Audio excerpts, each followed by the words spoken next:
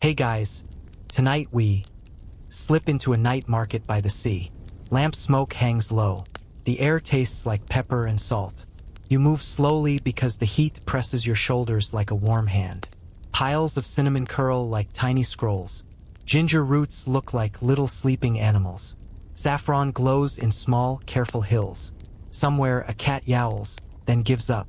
The monsoon sits beyond the harbor wall, quiet and waiting, like a giant beast that just opened one eye. If you had tried a voyage like this without maps, in a small wooden boat, you probably wouldn't have survived. So, before you get comfortable, take a moment to like the video and subscribe, but only if you genuinely enjoy what I do here. Please drop a comment with your city and local time. I love seeing where and when you listen. Now, dim the lights. Maybe turn on a fan for that soft background hum. And let's ease into tonight's journey together. You shoulder through the bazaar. The ground is damp from the day's rain. Oil lamps swing on ropes. Their light shivers on copper bowls and clay jars. You hear a scale clink. A vendor pours peppercorns into a bag. The pepper rolls like black beads. You sniff and your nose pricks. You try to look cool. Your nose does not care. It sneezes like a tiny volcano. A few heads turn. You play it off like that was the plan. You pass a stack of woven mats. You pass a hill of turmeric so bright it looks like powdered sunrise. You pass a bundle of sticks that is not a bundle of sticks. It is bark. Cinnamon. The good stuff. People argue over the weight. A boy fans the smoke of frankincense to keep bugs away. He yawns so wide you almost yawn too. Down by the dark water, ropes slap the pier. Boats nudge each other like goats in a pen. A sleek craft waits there. Long lean. Ribs are tight as a drum. The hull creaks as it settles. Your fingers trail along the tarred seam. Feels sticky and a bit like the inside of a figure. The sail is furled. A triangle of rough cloth. A dhow, you think. Old word. Old shape. Historians still debate whether boats like this were actually sailing under that name yet, or if we borrowed the word from later days. Either way, the deck says one thing. It says climb on if you dare. You do. You plant one foot, then the other. The plank moans in a way that suggests it wants a raise. The crew moves around you soft and quick. Someone hands you a coil of rope. It smells like brine and smoke. Another person tucks sacks under a low cover. Pepper, cardamom, a lick of nutmeg. The air bites and comforts at the same time. Your wallet winces at the thought of their price. Spoiler, pepper never goes on sale. Out in the dark, lightning blinks behind a curtain of cloud. Far away, but it gets your attention. The monsoon is real. Traders wait for these winds. They time their trips like farmers time their planting. When the wind blows steadily one way, they run east. When it flips, they run west. That is a simple, solid fact. People ride these seasons like invisible roads. Some crossings take about 40 days when the wind holds. Some take longer when the sea acts like a cat on a shelf. You lean on the rail. Your hand picks up splinters of salt. You watch the market thin. The lamps burn lower. A goat bleats at a crate, decides it is boring, and bleats at something else. A bronze bell rings once, then twice. The dock hushes. The crew unties the last line. The boat eases into the ink. The harbor mouth yawns. The water outside glows a little. Tiny sparks dance where the bow kisses the waves. Sea fire. Little stars trapped in the foam. Sailors love it. Some think it is luck. Some think it is sea spirits writing hello. It is plankton. But let the magic stay. You need it tonight. That glow is your quirky tidbit, tucked in your pocket like a talisman. You feel the wind change. Not a lot. Just a slight turn, like the world taking a deep breath. You glance back at the market. A few late buyers haggle over the last pinches of saffron. A guard yawns and taps his spear on the stones. The sea lifts you a little, then lowers you. Out here, the city noise fades. You hear rope. You hear wood. You hear your heart. You pretend it beats slower than it does. Very chill. Very brave. Sure. The sail climbs the mast. It fills with a sigh. The cloth goes from slack to solid. You feel the tug. The boat leans and begins to move forward. The shore slides away. as if the land feels shy about saying goodbye. You taste spray on your lips. It is sharp. It is not bad. You shift your feet and find the groove in the deck where many feet have stood. You are in the line now. You are part of the chain that reaches back through many nights and many winds. A few things click into place in your head. The world you know loves maps and clocks. This world loves winds and smells. Spices matter here. They are flavorful, yes. They are also medicine. They are also praying. They are also powerful. In ancient Rome, people sent ships from the Red Sea to the Indian coast and back. They bring pepper, cinnamon, and more. One old shipping paper even shows a tax as high as 1/4 on goods like these. A quarter. You do the math. Then you stop doing the math. It is bedtime. Math is for daytime. You feel eyes on you. Not hostile.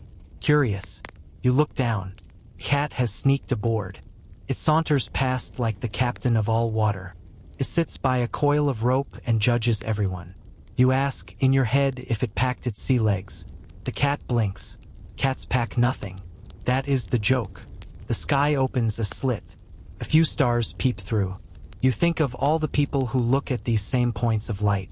Sailors use them like pins on a cloth. They steer by them. You might steer by them, too, if you keep your eyes open that long. Historians still debate whether one bold mariner first dared to navigate the open sea route or whether local pilots guided outsiders step by step. The truth may sit somewhere in the wind, shrugging. You accept the shrug. The sail holds, the boat hums. Back in the market, a last lamp gutters. Smoke rises and threads through the night. The smell of cardamom follows you out of the harbor like a soft hand wave. In your pocket, you carry a few grains of pepper you did not mean to steal. They are stowaways. You will find them later at the bottom of your bag and wonder how they got there. You will smile. That will be joke number 3. Small, warm, easy. You settle into a space by the mast. The deck is not soft, but it is steady. A skin of water drips near your ear. Plip, plip. The rope above you sways and whispers. The crew ties a knot, then ties it again. Trust but verify. The shore is gone now. Only the low thrum of the sea stays with you. Like a slow drum at the edge of a dream, you make a small promise to yourself. You will follow the stream of spice and story. You will see where this wind leads. You will step where others have stepped. You will keep your pack light and your sense of humor lighter. You will also keep your head down when waves spit, because salt water up the nose is not heroic. It isn't nice. The night deepens. The boat moves. The glow on the water flickers and fades. You listen. You breathe. The wind smooths your hair. The world feels wide and close at once. The dare is simple. See, keep going. Do not blink. You watch the dark swallow the last hint of land. You tuck that last lamp into your mind. It will be there when you need it. Tiny ember. A marker. A way back. When the war for spice began to show its quiet teeth. Morning paints the sail a soft gold. The sea feels less like a drum and more like a bed. The cat stretches and claims a warm spot, as if it had paid rent for it. You rub the sleep from your eyes and taste salt on your lip. The wind is easy. The boat whispers along. Someone boils water in a pot with a dent. A pinch of bark goes in. The steam smells warm and sweet. Cinnamon. Your shoulders drop a notch. The smell is a hug that learned to walk. A sailor leans near and taps the rim. He says the bark grows where giant birds build nests. He says the birds steal sticks of spice from the mountains. They glue the nest higher than any ladder. You ask how anyone reaches it. He smiles like a card player who already knows your hand. He says you throw heavy meat at the nests break. The spice falls. You run and grab before the birds get mad. You picture a furious bird chasing a butcher through a grove. You nod. You also decide that if a bird can lift a cow, it deserves its privacy. Joke 1. Soft, kind to the bird. You sip the hot water and let the sweetness sit on your tongue. You have heard this story before in bits and pieces. A Greek writer once passed it along. He said many things. Some are true, some borrowed, some spiced. Traders love stories like this. They protect routes. They add price. A nest in the clouds is more complex to reach than a beach with small trees. That is the point. Historians still debate whether these bird tales conceal the real source or if they also carry a hint of ritual and pride. A mask can be many things at once. The coast shows by noon. A low line, pale green. The air shifts, wet and soft. The helmsman lines up with a notch in the hills. He threads the boat through pale water, over a field of sand that moves like sleeping cats. You pass a point where men sit with poles. They lift the poles and lower them. They watch you without waving. Guarded coast. The look says, "We see you, and we see what sits in your hold." You smile and try not to count the bags. Your face makes its own choices. Counts anyway. Pilot climbs aboard. He is small and older than the rope. He points and no one argues. The boat slips into a lagoon where trees lean out as if they want to taste the sea. Bark curls hang to dry in the sun. They look like tiny scrolls rolling themselves tight. Women scrape fresh strips from thin trunks. The strips curl as they dry. Quills. Sweet dust floats in the air. You breathe it in and think about the toast you have not met yet. A small boy waves a knife the way birds wave tails. He points at your shoes and laughs. They look like you have never done a day's work. The joke lands. You accept it. A man with careful hands shows you a bundle. He peels the outer bark, then lifts the pale inner skin. It slides off like ribbon. He sets it down. Curls by itself as the sun touches it. He measures by eye. He stacks curls inside curls to make a long flute of bark. He ties the flute with a fiber that looks like hair but smells like grass. If you rub your fingers on the bundle, the scent stays on you. You will carry it for hours. You will not complain. He claims this is the real kind, the true bark, not the thick, dark cousin from the far north. He says the cousin breaks teeth and sells them at a low price. He says priests and cooks know the difference. He also winks. He knows what you need to hear if your purse is heavy. Historians still debate whether the cinnamon in ancient lists refers to this exact bark or the thicker cassia from other regions. Words travel. Things shift. Labels lie. Dealers survive. You walk the shore with the pilot. Nets hang. Fish heads dry in a neat line on a cord. The smell is a push. The pilot chews seeds and speaks around them. He tells you about a king who bans foreign ships from certain creeks. He tells you about watch fires that mislead strangers onto sandbars. He says a fast tongue can save a slow deck. He adds that a slow tongue can sink a fast hull. The cat, who has somehow come ashore, tests the dried fish line and decides to wait until the humans look away. You meet a broker in a shade hut. He wears a ring that has seen many hands. He lays out bark, twig, and leaf. He crushes a leaf and lets you sniff the green note. He touches bark to your tongue. He waits while the warmth grows and then fades. He writes numbers with a shell on a wetboard. He tells you the route is dangerous. Giant birds, of course. Tall snakes, too. He mentions winged bats that guard shallow pools where cassia hides. He says gatherers must wear hides and crawl like crabs. You listen. You nod. Your eyebrow raises about half a fingertip. Your eyebrow needs to be paid to behave. The broker also says a far emperor once burned a mountain of cinnamon for love. He says it was at a funeral. He says the smoke rose for days. He says the city smelled like a bakery that forgot to set a timer. You file this as a neat, solid fact. One Roman ruler did burn a great deal of cinnamon when his wife died. People wrote about it. It shocked them. It demonstrates how a small strip of bark can serve as a symbol of grief, honor, and display. It also shows how trade can fuel both fire and feasts. You step outside the hut. The heat presses, but the lagoon wind eases it. A boy runs past with a carved bird on a stick. The wings flap when he runs. He shouts that his bird can lift a cow. His friend laughs so hard he falls in the sand. Joke 2. 10 out of 10. On a slight rise above the shore, a shrine stands. Smoke curls from a simple bowl. The scent is not just sweet. It is clean, sharp. Someone chants.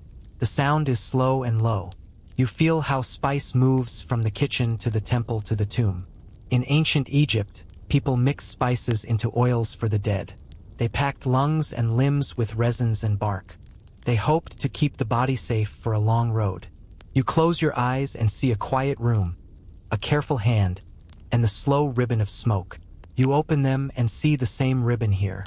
It ties coasts together. You sit on a log and write a few notes with a stick on wet sand. You write bird and draw a nest. You write meat and draw a cow that looks like a bag. You write guard and draw eyes. A wave sneaks up and erases your art in one soft breath. The sea handles edits. It always has. Historians still debate whether Arab sailors reached this island long before the West became aware of it. They likely did. They also likely chose to tell a good story rather than give a good map. If you had a spice tree in your backyard, you would do the same. You would say to the world it grew on the moon. The pilot taps your shoulder. Time to go. He gives you a coil of bark to keep your bag smelling friendly. He takes a coin and bites it like a man in a play. He nods. You walk back to the boat. The cat carries a small fish in a way that says the cat found it on the ground. Officer. You do not investigate. As you push off, a last tale floats from the shore. A singer says a bright bird once flew from the east to the west. It built a nest of cinnamon and myrrh. It burned and rose young again. Phoenix. You store that in your pocket as your quirky tidbit of the day. Not because it proves anything, because it shows how smell and story fold together until even ash smells sweet. The lagoon lets you go. The sea takes you back like a big, calm chest. The pilot lifts a hand and vanishes into green. The guards on the point do not wave. The wind finds the sail. You turn your face to it and breathe. You think about how a lie can travel faster than a boat. But a boat brings the bark that makes the lie worth telling. Joke 3. The kind that winks and looks at the ledger. By dusk, the coast slides low and thin. You weigh quills in your palm. You picture giant birds dropping nests when a roast lands on their roof. You picture quiet trees and quick knives. Your picture ledgers have clean lines. You also picture the old writer who wrote down the bird story with a straight face. He did his job. He shared. You do your job. You listen. You keep the wind, the smell, and the secret in the same breath. The war for spice does not shout. It smiles. It hands you tea. It tells a tale about a bird that never existed, allowing the real trees to continue growing.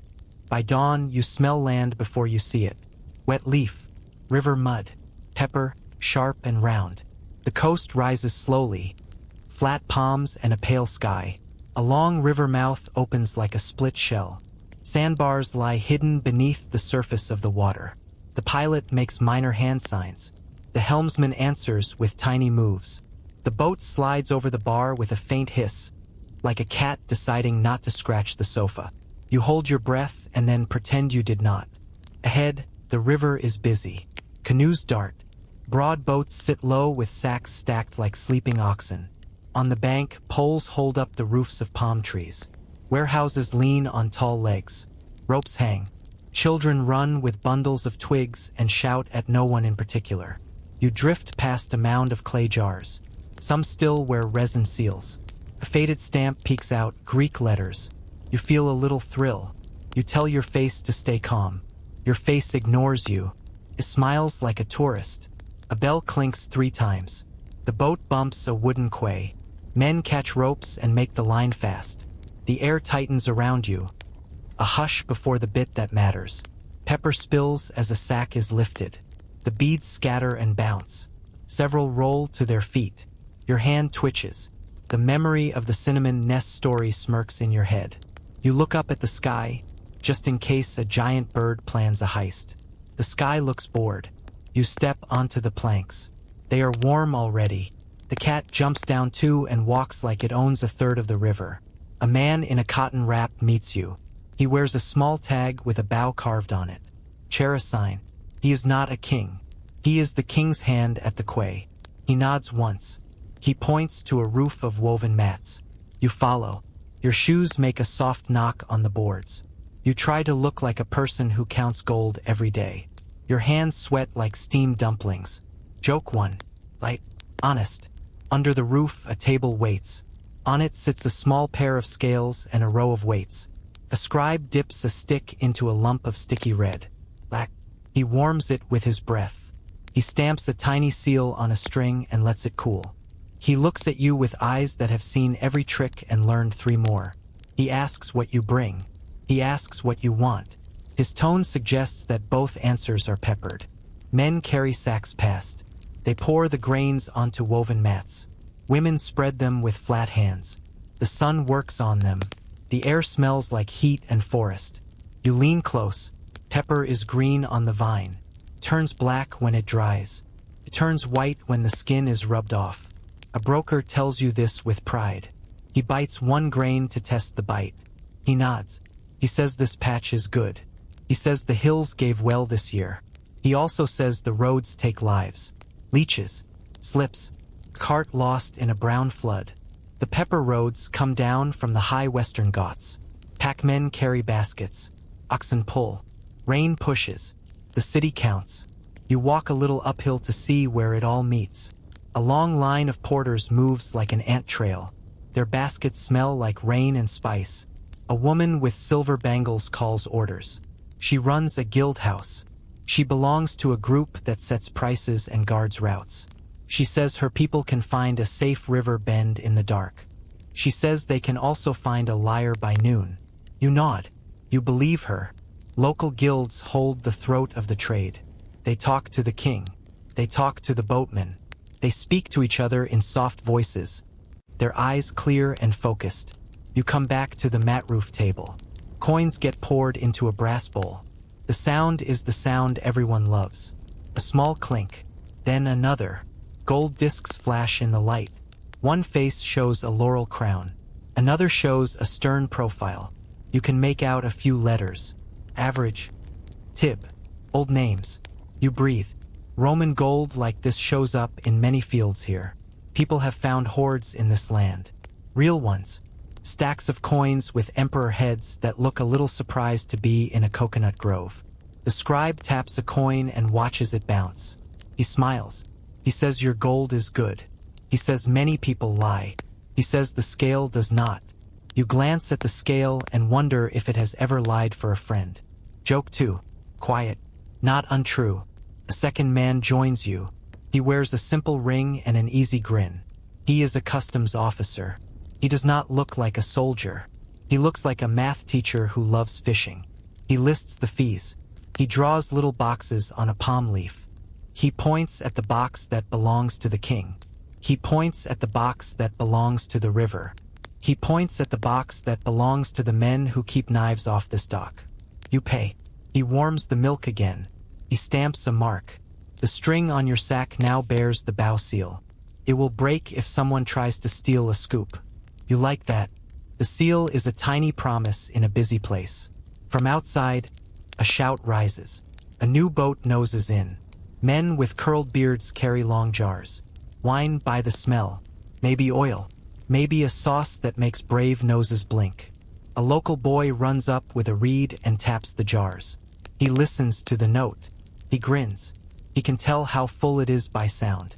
He works for a guild that checks jars. His boss checks the boss of the boss. The worm of error has a hard time chewing through this stack. You ask an older man how long this port has felt this busy. He names poets. He says singers wrote about Machiri long ago. He says they sang of foreign ships, bright lamps, and fine cloth. He means the Sangam poems. They talk about this place. They call it rich. They call their people sharp. You nod again. Your neck is working hard today. He points at a shelf. On it sits a brown scroll copied from a scroll. It lists goods. Pepper. Ivory. Fine cloth. It speaks with a Greek voice. The Periplus of the Erythraean Sea calls this port famous. That is a solid fact. Traders knew this name. They wrote it down because it mattered to their pockets and their plans. A whisper crosses the mats. Someone says a new road opens deeper in the hills. Someone says another port to the south is trying to pull ships away. The king's hand hears it too. The Bautag man sends a boy running. Information moves fast here. It is its own spice. Sharp. Invisible. You feel the hum of it under the heat. You ask about a house with a painted door. The woman with the bangles says it is a rest house for Yavna merchants. Foreigners. She says they drink wine and ask too many questions. She smiles when she says it. She has learned to like the questions as long as they come with the coins. She leads you inside. On the wall hangs a small plaque. It lists dues for the guilds, managramum, and javanum. You run your finger over the grooves. The letters bite your skin a little. The bite feels like a rule. She tells you a small story, a story from far away. An ancient king in Egypt passed away a very long time ago.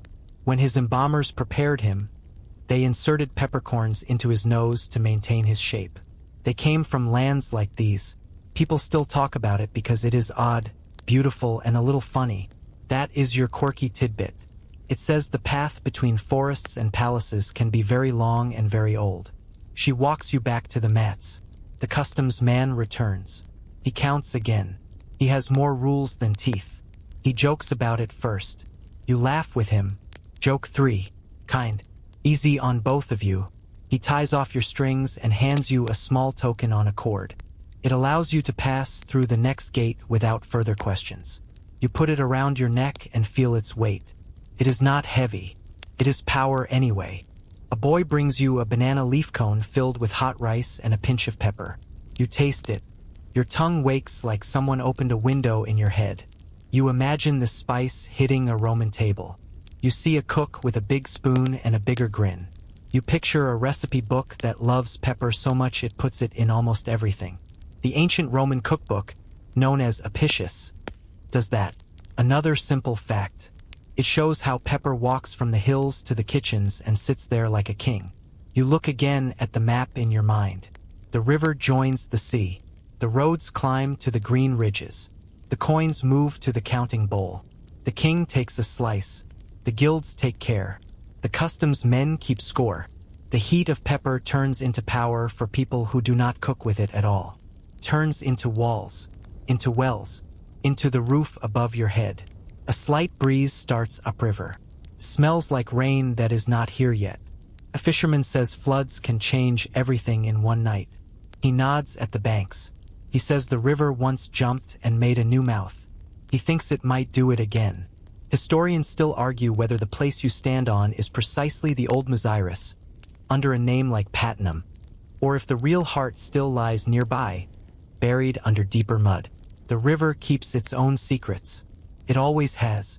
You shake hands one by one. You find the cat asleep on a warm sack, rich and shameless.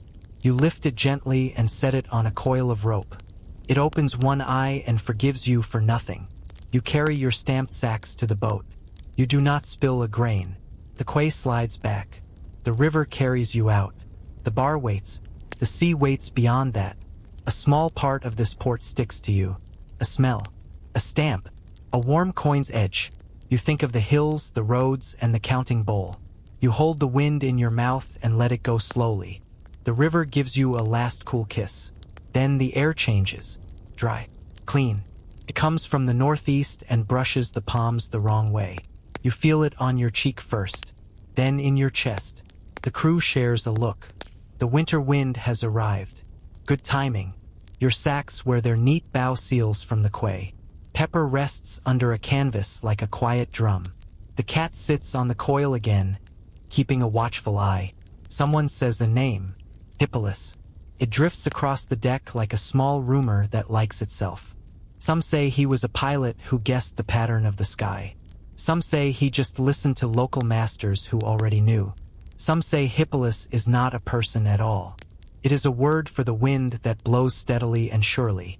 Historians still debate whether Hippolytus was a person, a phenomenon, or a convenient way for later writers to attribute a Greek name to an older Indian ocean skill. The trick you are about to use is simple to say and hard to do.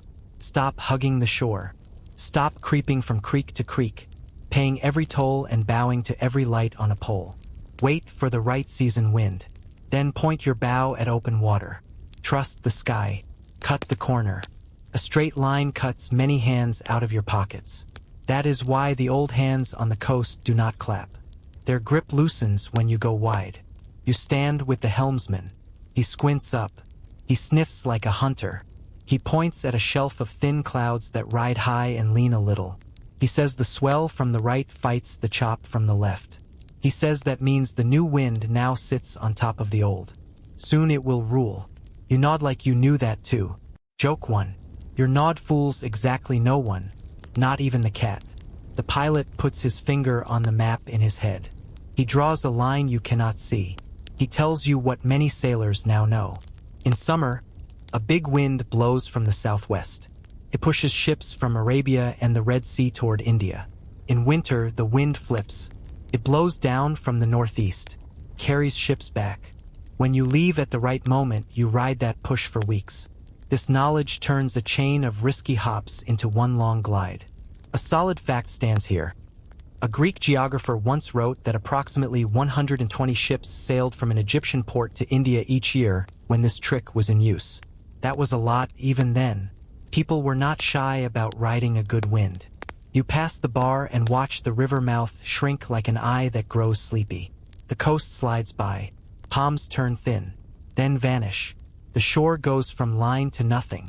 You are in a wide bowl, surrounded by only water and sky. Your stomach writes a polite letter to the wave department. It says, "Please pick one direction and stick to it." The sea does not, at first. Joke 2. The sea wins. Night falls like a clean cloth. Stars pour out. One sits low and white, bright as a nailhead hammered into the dark. Sailors love that one. Canopus. You keep it near your right hand in the hours before dawn. You do not need fancy tools. You need eyes and a neck that can hold up your head. The helmsman hums and holds a steady hand. A small jar hangs by the tiller. Inside is sesame oil, thick and gold. The old man calls it his storm jar. He tells you a trick that sounds like a prayer. In rough patches, a spoonful of oil on the water can quiet sharp little waves that slap the bow. The oil spreads thin like silk, smoothing the chop. It does not stop a storm. It can take the bite out of the spray. That is your quirky tidbit. You tuck it next to your lucky peppercorn. Days fall into a soft loop. Trim the sail. Mop the deck. Check the lashings. Eat when the pot thumps. Sleep in slices. The cat chooses a warm spot and guards the sky from birds you cannot see. A boy on watch releases a small dove each noon. If it circles and comes back, you are far from land. If it flies and does not return, you have a friend somewhere ahead. The boy smiles when it comes back. He likes the company. You do too. When the wind leans too hard, you slow down the right way. You drop a long rope with baskets tied to it. The drag keeps the bow pointed into the teeth of the sea. The sail goes small. The boat rests like a tired horse that still remembers how to stand. You are now part of the boat. You breathe with it. You listen for strain. You listen for changes in the creak of ribs. A new sound can be trouble. Or it can be the cat jumping down in a huff because a flying fish missed and smacked the deck wrong. The cat pretends it meant to get out of the way. The fish pretends nothing happened. You are the only witness. It is a severe court. Joke 3. In the quiet watch, you think about the old hands you just dodged. The coast of Arabia has many small gates. Each one used to be a must. Each one had a keeper, a pilot, a counter, and a fee. They were familiar with the reefs and shoals. They knew where fog lies and where pirates wait. They ensured that newcomers went slowly and spent well. With this long jump, you skip many gates. Not all. Many still help you. You still pay at the big mouths. But that deep grip on every bend gets weaker when your wake stays far from the rocks. One idea can change a map. A wind can change a ledger. You also consider where ideas originate. The pilot taps the tiller and says he learned from his uncle. His uncle learned from a man from farther south. That man learned from a fisherman who watched birds and clouds for 50 seasons. A discovery can be a knot in a rope that many hands have pulled tight. Later, someone gives the knot a name. That name gets famous. The hands that pulled fade into the salt. A squall walks out from a gray wall one afternoon and tries to sweat you off the path. The top of the water turns white and mean. You tie down the pot. You tie down your pride. The pilot barks a few words, soft and calm. The sail unfurls until it resembles a folded fan. The boat climbs, dips, and climbs again. Your breath matches the rise. You count to keep time. The helmsman laughs once. He says, "Do not glare at the waves. They cannot see you." You stop glaring. You focus on the rope, on wood, on small jobs. The storm huffs and then moves on to bully someone else. When the calm returns, you smell a sweet change in the air. It smells like dry grass. It smells like dust. Land. Not close. Just there. The crew does not cheer. They get a bit taller. They glance a little more often at the low, pale ring where the sky looks thicker. If you were hugging the coast, you would see land all the time. You would also stop all the time. Here you see nothing for days. Then you sense something. Then you see the faintest line, the first thread of a big cloth. The sun burns, but the wind keeps the sweat from sticking around for long. You share a bowl of lentils and a story. Someone tells a tale about a ship that used to carry a cage of swallows. If the swallows sang at dawn, the wind would be fair. If they were quiet, the crew would wait. You ask why not just look at the flags. He shrugs. Swallows are cute. Flags are not. Fair point. You mark the hours by tiny things. The way the swell builds up and becomes long and slow. The way the sky grows a shade paler at noon. The way the cat now sleeps closer to the bow, as if it wants to be the first to spot a tree. You think of the first crews who dared this jump. No phones. No charts like yours. No friendly lights on shore. They had nerve and they had notes passed by palm and memory. Their gamble paid off. More ships followed. The stream thickened. The old routes did not die. They changed shape. They learned to share. At last, birds start to show up in doubles. A far line of cloud holds steady, like it knows a mountain.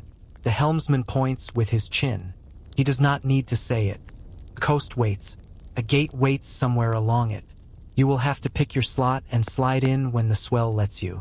Not yet. For now, you hold the wind that Hippolytus got the credit for. You feel how one pattern in the sky can free you from 1,000 small ropes on the shore. You taste the salt and a hint of pepper that somehow lingers on your sleeve. You smile. You did not ask the wind for a receipt. But the wake behind you is proof enough. At dawn, the sea narrows. Dark rock rises on both sides like sleeping beasts. The current tugs at your keel, first to the left, then to the right. The crew speaks in short words. You pass the strait people call the Gate of Tears. Not the friendliest name. The marketing team needs work. Historians still argue whether sailors used that name yet or if it came later with other maps. The wind slides through like a whistle in a bottle. You keep to the eddies that curl behind headlands. You watch for the teeth of the reef that sit just under the surface of the water. A line of foam gives them away. You lift your jaw and breathe slowly. The boat squeezes through like a letter through a tight slot. Blue opens again. The Red Sea stretches long and lean. You jog north by day. You hug the coast just enough to read the line. At night, you seek flat water behind a low island. Coral rings glow pale under the moon. You can hear them hiss. The oil jar you used for waves would not help here. This is not wind trouble. This is knife trouble. You take the sail down and drift on a rope. The cat stares at the black water and decides not to say a word. A brown hump grows on the horizon after 3 long days. A mast behind a point. A white wall of salt flats. Then a scatter of huts and a line of low warehouses. Berenike. The air smells like fish, resin, and hot stone. A man on the quay lifts a board with a painted eye. The eye stares right at you. Feels like a test and a hello. On land, the sun has rules. Stand in the shade. Drink when you can. Keep moving. You follow a line of porters to an expansive courtyard where jars are arranged in ranks. A clerk in a light robe nods you in. He carries a board smeared with ink. He writes quickly. Greek letters slip into Egyptian ones and back again. Your name becomes what his ear likes. Your goods become neat lines. He points at a window where a taxman sits. The man smiles like a crocodile in a storybook. Warm. Too many teeth. He weighs notes and then names the cut 1/4 on luxuries. Pepper counts. Cinnamon counts. The books refer to it as the 4th. You know this from whispers on other decks. This is a solid fact. Rome takes a big bite at the gates. The stamp is hot and quick. Lack again. The seal holds fast. The net tightens with silk hands. You drift into town at noon. Berenike is a hinge. African hills lean in from the west. The sea pulls from the east. Scribes perch in shade like birds. Soldiers nap and then pretend they never nap. You pass a shrine that smells like frankincense. You pass a store where a parrot repeats one word. Pepper. Helpful bird. You also spot a small monkey on a rope, eyeing a bowl of dates. The owner swears it came from far seas. He says sailors pay more when the monkey claps. Quirky? Yes. True? People here keep odd pets. It fits. You ask about the road. A woman with a blue scarf points a straight finger at the hills. She says Coptos. She says well every few hours. She says forts with square corners. She says, do not wander between them. She says the desert looks empty, but it has rules too. So you leave the cat to guard the ship. The cat approves the plan. It curls under a rolled sail and sleeps like a prince. You climb onto a camel that, with one look, explains that you are not in charge. The saddle groans. The bell on the camel's neck rings slowly. The string of animals steps out. Ropes creak. Sand crunches. The sea light fades behind you. The world turns gold and gray. The first way station rises from the dust like a short wall with a mouth. Inside, there is a cistern under a roof. Cold water sits in the dark. A guard with a sun-red nose pours it into a jar. He adds a pinch of something like salt. Natron. Keeps the stomach calm. The wall holds back the wind. A scribe sits in the shade and writes names on broken pottery. He tucks the shards in a basket. Later, a runner will carry them on. He will leave replies on other shards, such as mail and desert style. You move again. The heat presses, but it is a steady press like a firm hand. The road is more a promise than a path. Flat stones mark it now and then. The camels know where to set their feet. They step around thorn bushes with slow respect. A fox slices across the front of the line and vanishes, as if it rolled into the very sand. At the second fort, soldiers check seals with bored eyes. One yawns. He points at your cord and nods. The LAC blob looks neat. Your bow stamp from the pepper port sits beside a new bird stamp that stands for the Desert Corps. You carry many little promises now. They shine in the sun for a second, then go dull with dust. On a low rise, you meet another flow. A string of beasts from the north. Their sacks smell like wine and fish sauce. The lead man raises a hand in a wave. You trade a date for a sip. It tastes of olives and the sea. Luck in a cup. He says he comes from Myo's Hormos. He says it is a shorter cut to the Nile from there if you aim for specific towns. He says the wind there is a bit kinder. He also says the tax man smiles the same way. Of course he does. You reach a fork 2 days later. One arm runs to Coptos from Berenike, the other slides toward the back of Myo's Hormos. You do not split your body. You split the flow. You send a trusted man and 5 camels toward Myo's Hormos with a copy of your lists and a tight note. You keep the rest and keep on for Coptos. Historians still argue whether Myo's Hormos or Berenike held the bigger share in different years. Fires, wars, and silting can flip the answer. The desert shrugs. Can serve both. A black stone stands by the path as you near the river. It is carved with small letters. It lists fees for wells and guards. It tells you what to pay and in what. It is not a billboard. It is a boundary. One of these stone lists once stood at Coptos. People still talk about it. They say rules walked with you even then. You crest a last ridge and the world tips green. A ribbon cuts the land. The Nile. Palms line it like a party that started without you. Boats sit with their sails furled. Long and low. Ready to drift with the northbound flow. A granary dusts flour into the air. A child laughs and chases a heron, which does not find this fun. You enter Coptos through a gate that shields the sun from view. You queue. You wait. You pass under a lintel with carved gods. You step into a cool hall where clerks stack tablets in neat piles. Lists of camels. Lists of sacks. Lists of riverboats. A man with ink on his fingers holds up your cord. He checks the seals. He whispers numbers to a friend. The friend writes, the friend stamps. The fourth retakes its bite where needed. Then the floodgates open. A foreman claps, porter's shoulder loads. The spice flows down to the quay like water in a gutter after rain. A barge takes you in. The deck is wicker and wood. A small cabin sits like a cake box. The mast carries a square of white cloth. The captain pushes off with a pole. The river grabs the hull like an old friend. You slide north. Slow. Sure. You pass fields. You pass cranes standing like question marks. You pass a temple that shines like bone in the sun. You lean on a bundle and breathe. The desert is behind you. The tax net sits behind you too, but its threads trail on.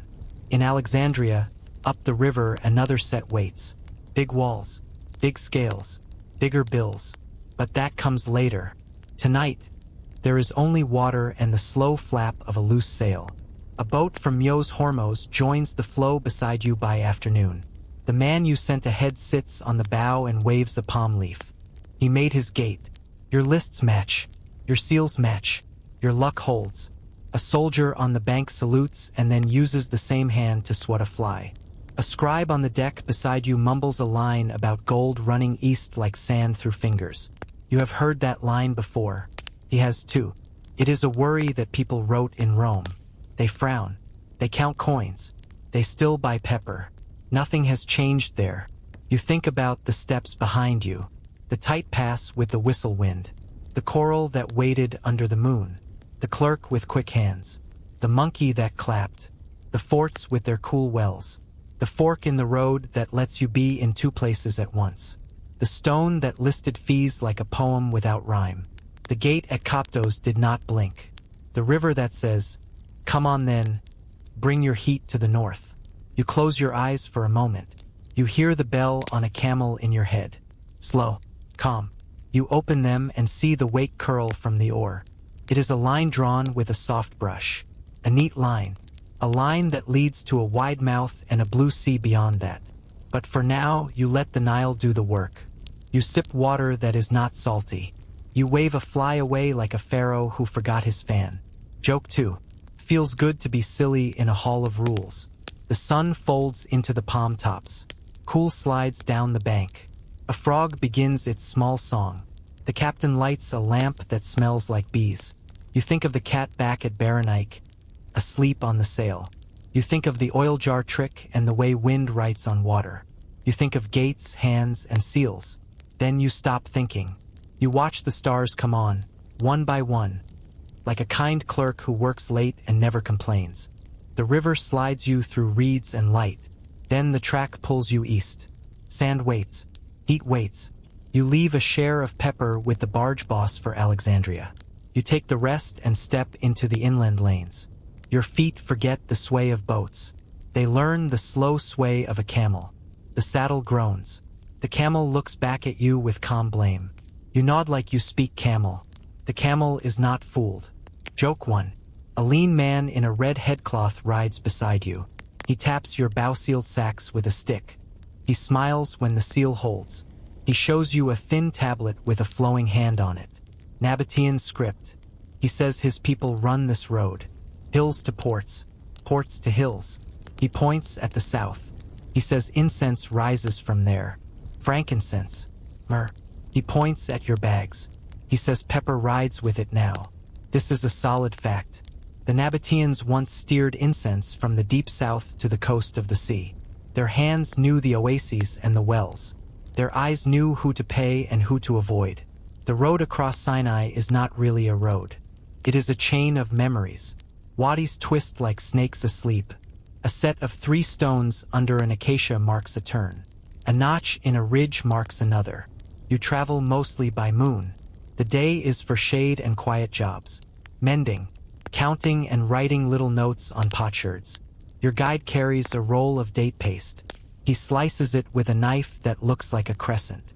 You chew and sip warm water from a skin. You do not complain. You save your spit as if it were gold. Late on the second night, you stop in a bowl of sand ringed by low rock. Men unload jars from a camel. They dig a pit. Sand pours away like sugar. A layer of old palm mat waits under the surface. Beneath it sit 2 seal jars in a nest of cool sand. The clay is damp. The seals smell like resin. The guide grins. Our cellar, he says. He tops the jars off, adds a small bag of dates, and buries them again. Stash jars in sand. Secret larders. Desert banks. This is your quirky tidbit. You mark the place with a slight V of stones. You step back and let the sand smooth itself. You pass a small fort at dawn. A man in a doorway with sleepy eyes checks your strings. He looks for a clay stamp that says you paid the last well fee. He nods when he sees it. He marks a tally on a board. Tollkeepers watch these lanes with patient hands. They do not raise their voices. They raise their palms. You give the right coins. You keep the proper papers. Your pepper keeps moving.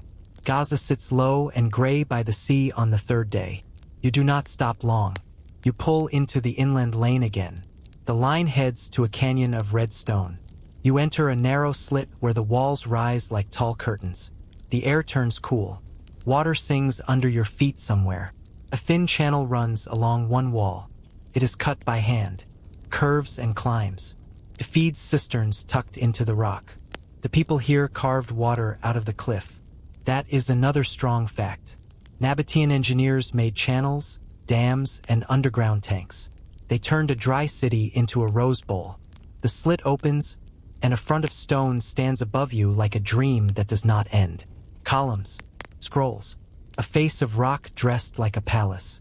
Petra, a woman with a ledger and a stern look meets you before you can stare too long. She runs the toll for this quarter. She speaks a sharp mix of tongues. She weighs your sacks. She touches a grain to her tongue. She writes a number. Her helper ties a fresh cord over your old cord and presses a seal with a tiny palm tree. You ask if the seal is hard to copy. She smiles. She says, "Yes, that is the point." You let her have that win. You pass stalls cut into stone. Bowls, cloth, beads. A man sells a sticky sweet made from dates and sesame. You buy one. It sticks to your fingers and your mood. In a shaded court, a stone slab lists dues for different loads. Camels, donkeys, goods by weight. It reads like a song about payment. The letters are small. The rules are large. You like clear rules. You also like bending them, but not today. You step into a cool hall cut from the cliff. A host sets a pot on a low fire. He drops hard, white lumps into the water. They soften and melt. The stew smells like garlic, fat, and the warmth of the sun. He calls the lumps dried cheese.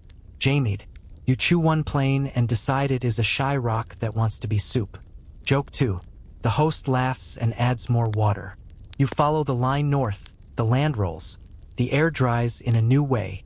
The camp sits in a wadi lined with tamarisk. You hear a hawk. You hear nothing else. You sleep early. You wake when a hand covers your mouth. The red headcloth man points at the ridge. A smear of dust. The line tightens. Drivers swing the rear camels toward the front and make a square of loads. Shields go up, bows knock. Your heart tries to climb out of your mouth like a bit of lizard. You breathe it back. Shapes slide along the ridge. Then stop. Then melt away. Raiders test. Toll evaders with sharp plans and thin patience. They watch your square. They count your bows. They see the spare mounts and the guard with the scar. They change their minds. The dust fades. No chase. No clash. Just a small knot of fear that loosens slowly. You drink and taste clay. You do not waste a joke. You let the quiet stand. By noon, you step into another city of palms. Columns line a long street. Camels fill its shade. The water here tastes sweet and chalky. Tadmor, Palmyra, the desert's big bowl of life. The air smells like dust, perfume, and a hint of sweat. A man in a white robe and gold clasp greets you with a brisk nod. He calls you friend of the road and asks to see your seals. You show them. He claps his hands once. Porters appear like coins from a sleeve. On a corner stands a big stone with neat lines all over it. People point at it when they argue. It lays out fees and temple dues for this place. Caravans, animals, and goods. It lists who pays what and to whom. Traders read it like the weather. This is a solid fact as well.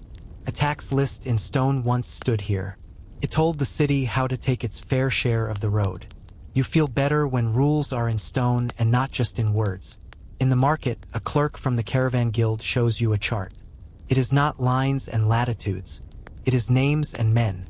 Which lord holds which pass. Which village owes which favor. Which well brims now and which is a lie. He draws a thin finger east.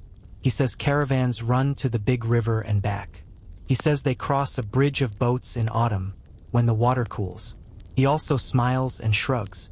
Historians still debate whether these Palmyrene trains extended all the way to the Gulf and beyond, or if they primarily operated the stretch between this oasis, the Euphrates, and the West. He says the truth rides with the wind and the money. It shifts. You buy a small blue bead and tie it to your camel's bridle. It winks in the sun. A guard says the bead keeps evil eyes away. You keep it. You do not argue with charms on roads like this. Drivers paint their lids with dark coal to cut the glare. You try a thin line. You look like a hawk that needs a nap. Your guide approves anyway. You learn a few tricks in camp. Tie a small bell to the lead of the camel. Tune it by filing the tongue. Each animal gets a note. If the bell goes dull, the beast is tired. If it goes sharp, the rope is bad. You nod. You file. You listen. The night owl calls. You sleep. In the morning, toll keepers in brown cloaks wait by a gap in a ridge. They sit on stone seats like chairs in a tiny theater. They weigh a jar at random. They tap the side with a stick. They listen for a full sound. They lean in and sniff. They do not trust seals alone. They stamp your tag anyway and wave you on. They do not like raiders. Raiders do not want them. They share that much. You walk the colonnade at dusk. You watch women in bright headscarves carry jars. You watch men in striped robes play a game with knucklebones. You pass a temple gate, the posts gleam. A thin line of smoke carries a sweet smell. You know, frankincense. The same scent that rose in the shrine by the cinnamon shore. Flavor and faith go hand in hand here as well. The war for spice does not need swords. It needs cups, scales, and gates. You stretch your legs and feel the day slide off. Your sacks sit in a small shed with a lock and a sleepy guard. You keep one eye on them anyway. Habit now. You think of the cat asleep back by the sea. You think of the oil trick we used on the waves. Here, the trick is sand, secret jars, and square camps. You breathe in the dry night and feel your chest lighten. One more road held. One more gate passed. The stars blink on, slow and kind. You let the hush fold you. The wind tastes like dust, sugar, and a promise to move again at dawn. Dawn finds you packing the camel bells away. You leave a share of goods with the Palmyra guilds. You keep the pepper core. You swing south toward the sea again. Stone turns to scrub. Scrub turns to glare. Blue opens. Eberonike, your ship waits like a patient dog. The cat hops onto your shoulder as if you were gone for 5 minutes. Not weeks. It sniffs your sleeve and judges your life choices. You apologize by scratching under its chin. Concedes nothing. Joke one. Lines are cast off. The bow points south. The Red Sea tightens. Wind hums in the rigging. You ride the morning cool as long as you can. Granite outcrops slide by, scored by old water. At night, reefs glow faintly like ghosts. The helmsman steers by stars and small changes in swell. Tiny islands blink and vanish. Fishermen in reed floats lift nets by hand. They hold conch shells to their mouths and blow a low note. The sound carries over water like a calm bell. Pale coast rises to starboard. Low, dusty hills. A shallow bay. A scatter of huts and warehouses under a white sky. Adulis. The quay smells like salt, hide, and smoke. Men roll tusks down planks. They guide each one like a tree that forgot how to stand. A clerk taps ivory with a bronze pick and listens for a clean ring. You hear a harp note in each tusk. He nods when it sings. He frowns when it thuds. A bearded broker greets you with a palm to his heart. He speaks a mixed language that incorporates Greek, local words, and numbers that require no translation. He points at stacks, tortoise shell, carved in thin plates, rhinoceros horn, wrapped in twine, and a basket of glittering skins. He points at your sacks and grins. Pepper meets ivory, the room warms. This place feeds a kingdom inland. Aksum sits high in cool hills, days away. Traders call it strong. You hear a solid fact in low voices. The old sea book, the Periplus, names this port and lists its goods. Ivory, tortoiseshell, hides. They come down by caravan. They go out by ship. In time, Aksum will put the king's faces on coins. Greek letters will wrap those faces like laurel. Those coins will cross this quay. Today you pay in rough gold and hard counts. The broker weighs with a hand scale and a quiet eye. A taxman watches from a shade. He wears a reed pen behind his ear. He chews a twig and writes with the other hand. He sees your bow sail from the pepper shore. He sees your bird seal from the desert road. He nods and adds his own mark. Order by stamps. Piece by cord. You love the game when your strings hold. You sit on a mat and drink a thin beer that smells like bread. A woman crushes grains in a shallow bowl. She sprinkles water to keep the dust down. She asks if the sea was kind. You answer with a little shrug that can mean yes or no. She smiles. She has heard that shrug before. The cat tries to climb into a basket of shells. It freezes when the shells creak like old doors. It melts off the rim, all dignity gone, then pretends it meant to examine the floor. Everyone agrees not to laugh. Mostly. Joke too. You tour the shore. A rock a little way inland holds carved letters, Greek lines. A traveler once wrote a long boast here. He listed hunts, routes, and rulers. You touch the grooves with your fingers. Dust sticks. Stories stick too. Whispers ride the wind. Himyar across the water raised the harbor toll at Musa. Adulis answers softly. A pilot here offers safe leads through the islands for a very fair price that is not fair at all. A priest blesses a voyage with gum on coals. A local lord adds an extra guard to a headland. A silent tug-of-war tightens across the strait. No trumpets, no banners, just fees, favors, and eyes. This is how rulers fight here. They pull on reins, not on swords. You sail east at dusk. The strait narrows. Rocks crouch like dark cats. Wind funnels and changes pitch. The tide bites. The helmsman points at a seam on the water, a line where two colors meet. He keeps you on the right side of the seam. He spits overboard as a tax. He says it feeds the gate spirit. You suspect he also just had a dry mouth. The wake runs straight. You breathe. They call this cut the incense strait. The name fits. Frankincense has moved through here for so long that even your clothes seem to remember the smell. Historians still debate whether sailors used this exact name in the early lists or if it was later attributed to them. Names change. Wind stays. Arabia rises to port, brown and sharp. A sweep of beach opens, then a cusp of headland. A bay cradles a town of low walls and tall jars. Kana. The air tastes like honey and pine. Men arrive with baskets on their backs. The baskets look sticky. Resin tears clink as they pour. The lumps gleam pale, like frost in summer. A girl picks out bark bits one by one with a little twig. Her hands shine. The resin leaves a polish on the skin. A clerk in a red sash tests a tear. He snaps it. Clean crack. He smiles. He warms one on a coal. It smokes bright and white. He nods. Grade 1. He opens a jar from a back shelf. The smell leaps up even though it is empty. A ghost smell. Clay remembers. That is your quirky tidbit. You lean in and breathe. You picture a temple far away where the smoke will rise. He lifts his chin toward the hills. A road climbs to Shabwa, he says, the old seat. Hadramaut owns the trees, he adds, tapping his chest. Then he lowers his voice and tilts his head. Himyar in the west wants the coast. He shrugs slightly. Money keeps the peace. Until it does not. Historians still argue whether this port stood under Hadramaut's hand in your moment, or if Himyar's reach had already wrapped it. The line shifts with the years. The jars do not care who writes the receipts. You walk the quay. Jars line the path like stout soldiers. Some go to India. Some go north to the Red Sea and beyond. A mason cuts a seal stamp. He carves a tiny bull with a crescent above it. The wax will carry it. The cord will hold it. You hand him a coin to cut a little pepper vine on the side of your crate. He grins. He asks if you plan to eat your profits. You tell him you plan to taste them. Small difference. He laughs. A pilot with a windburned face offers you a service. He pulls a goatskin bag from under his cloak. He says it holds the best breeze of the season, saved for hard days. He winks. You open the bag. It has only air. Of course it does. You pay him with a smile and buy a real map instead.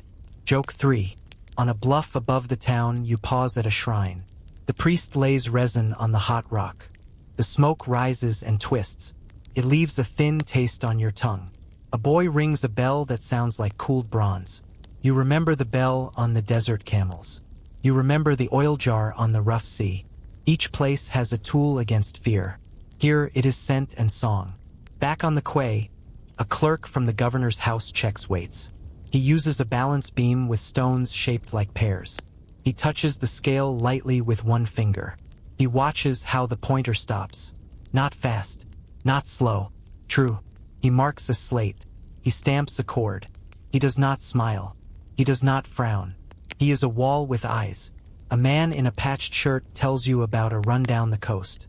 Mala, Mazalon, Ponent, names that roll like pebbles. He says cinnamon appears there, or at least something that smells like it, sold by people who will not disclose where it truly grows. You give him the slightest nod. You've met those tall tales already. Giant birds still guard their nests if you pay the right teller. You trade pepper for resin and for a small box of myrrh that smells more bitter and deeper. You add a coil of rope made from date fiber. You add a jar of thick honey that a woman swears will keep forever. She says if it turns, you can fix it by warming it in the sun. She smiles and says the sun here can fix anything except a bad joke. You vow to test this later. Word comes from a boy with quick feet. The toll at Musa drops for a week. A new cousin sits on a stool there. He wants to make friends across the water before a council meets. Across the strait, the watcher at Adulis lowers his fee for pilots in reply. No one says war. Everyone says welcome. You can feel the tug in your purse. You feel it in the easy smiles on both piers. Quiet moves rule this channel. You move with the tide. The current grips your hull and runs like a river. You pass black rock teeth and pale rip lines.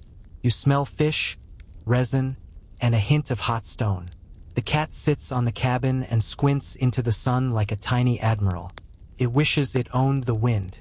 You want to do that too sometimes. You settle for knowing when to borrow it. Sails darken with resin dust and spray. Hands darken with it too. The crew rub their palms on the rail, making it shine. The helmsman hums. The pilot counts breaths between small crosswaves. You read the faces on both shores and see the same need. Coins in. Routes are safe. Names carved on stones. Jars sealed. Bells rang. A strait that smells like prayer and profit at the same time. Night softens the world. Lights wink on at headlands, small and steady. Fires mark channels you should trust. Darkness marks the channels you should not. You taste the day's incense still riding in your throat. You set your back to the mast and close your eyes. The ship breathes. The sea breathes. The two long coasts hold their breath and watch each other in the dark. Like chess players who prefer gifts to gambits. You do not mind. Gifts are lighter to carry. You ride the last pull of the incense strait, then swing your bow east. The coast slides from cliff to sand to long, low headlands. Dates nod behind the beaches.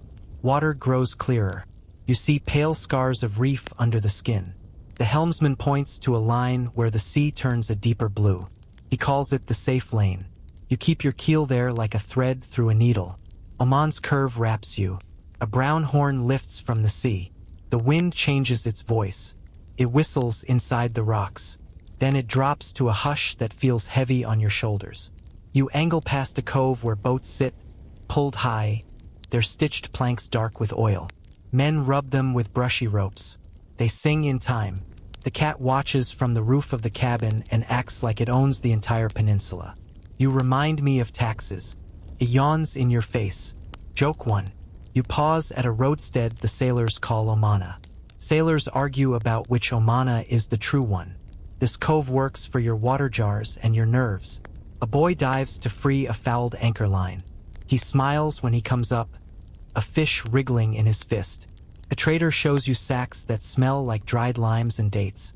He asks for pepper. He shows you a small chest of pearls. He turns one in his fingers. Milk white. A clean, cool shine. A fact rides on the air here. The Persian Gulf is famous for pearls. Writers in Rome and Greece talk about them. They name this sea for them sometimes. The fishers hold their breath, cut oysters, and pray for luck. You ride a north wind into a narrow throat. Rock presses close. Swirls show where the current meets the tide. The crew takes the sail in a limb at a time. The boat breathes short. You squeeze through and step into a long blue hall. The Gulf. The water appears flat from a distance. It is not. It hides sand tongues and soft bars. It hides channels that shift slightly each year. Your pilot reads the color and the ripple like a page. Days stack in light strips. White sky at noon. Bronze sky at dusk. A chamel punches one afternoon. A stiff, dry wind from the northwest claws your face and throws tiny stones.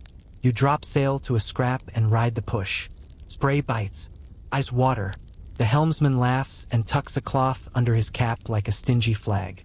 You do the same. Your flag is not straight. He fixes it without a word. An island rises ahead, low and brown and ringed with foam. Palms and flat roofs. Tylos. Today, people call it Bahrain. Boats crowd a small cove.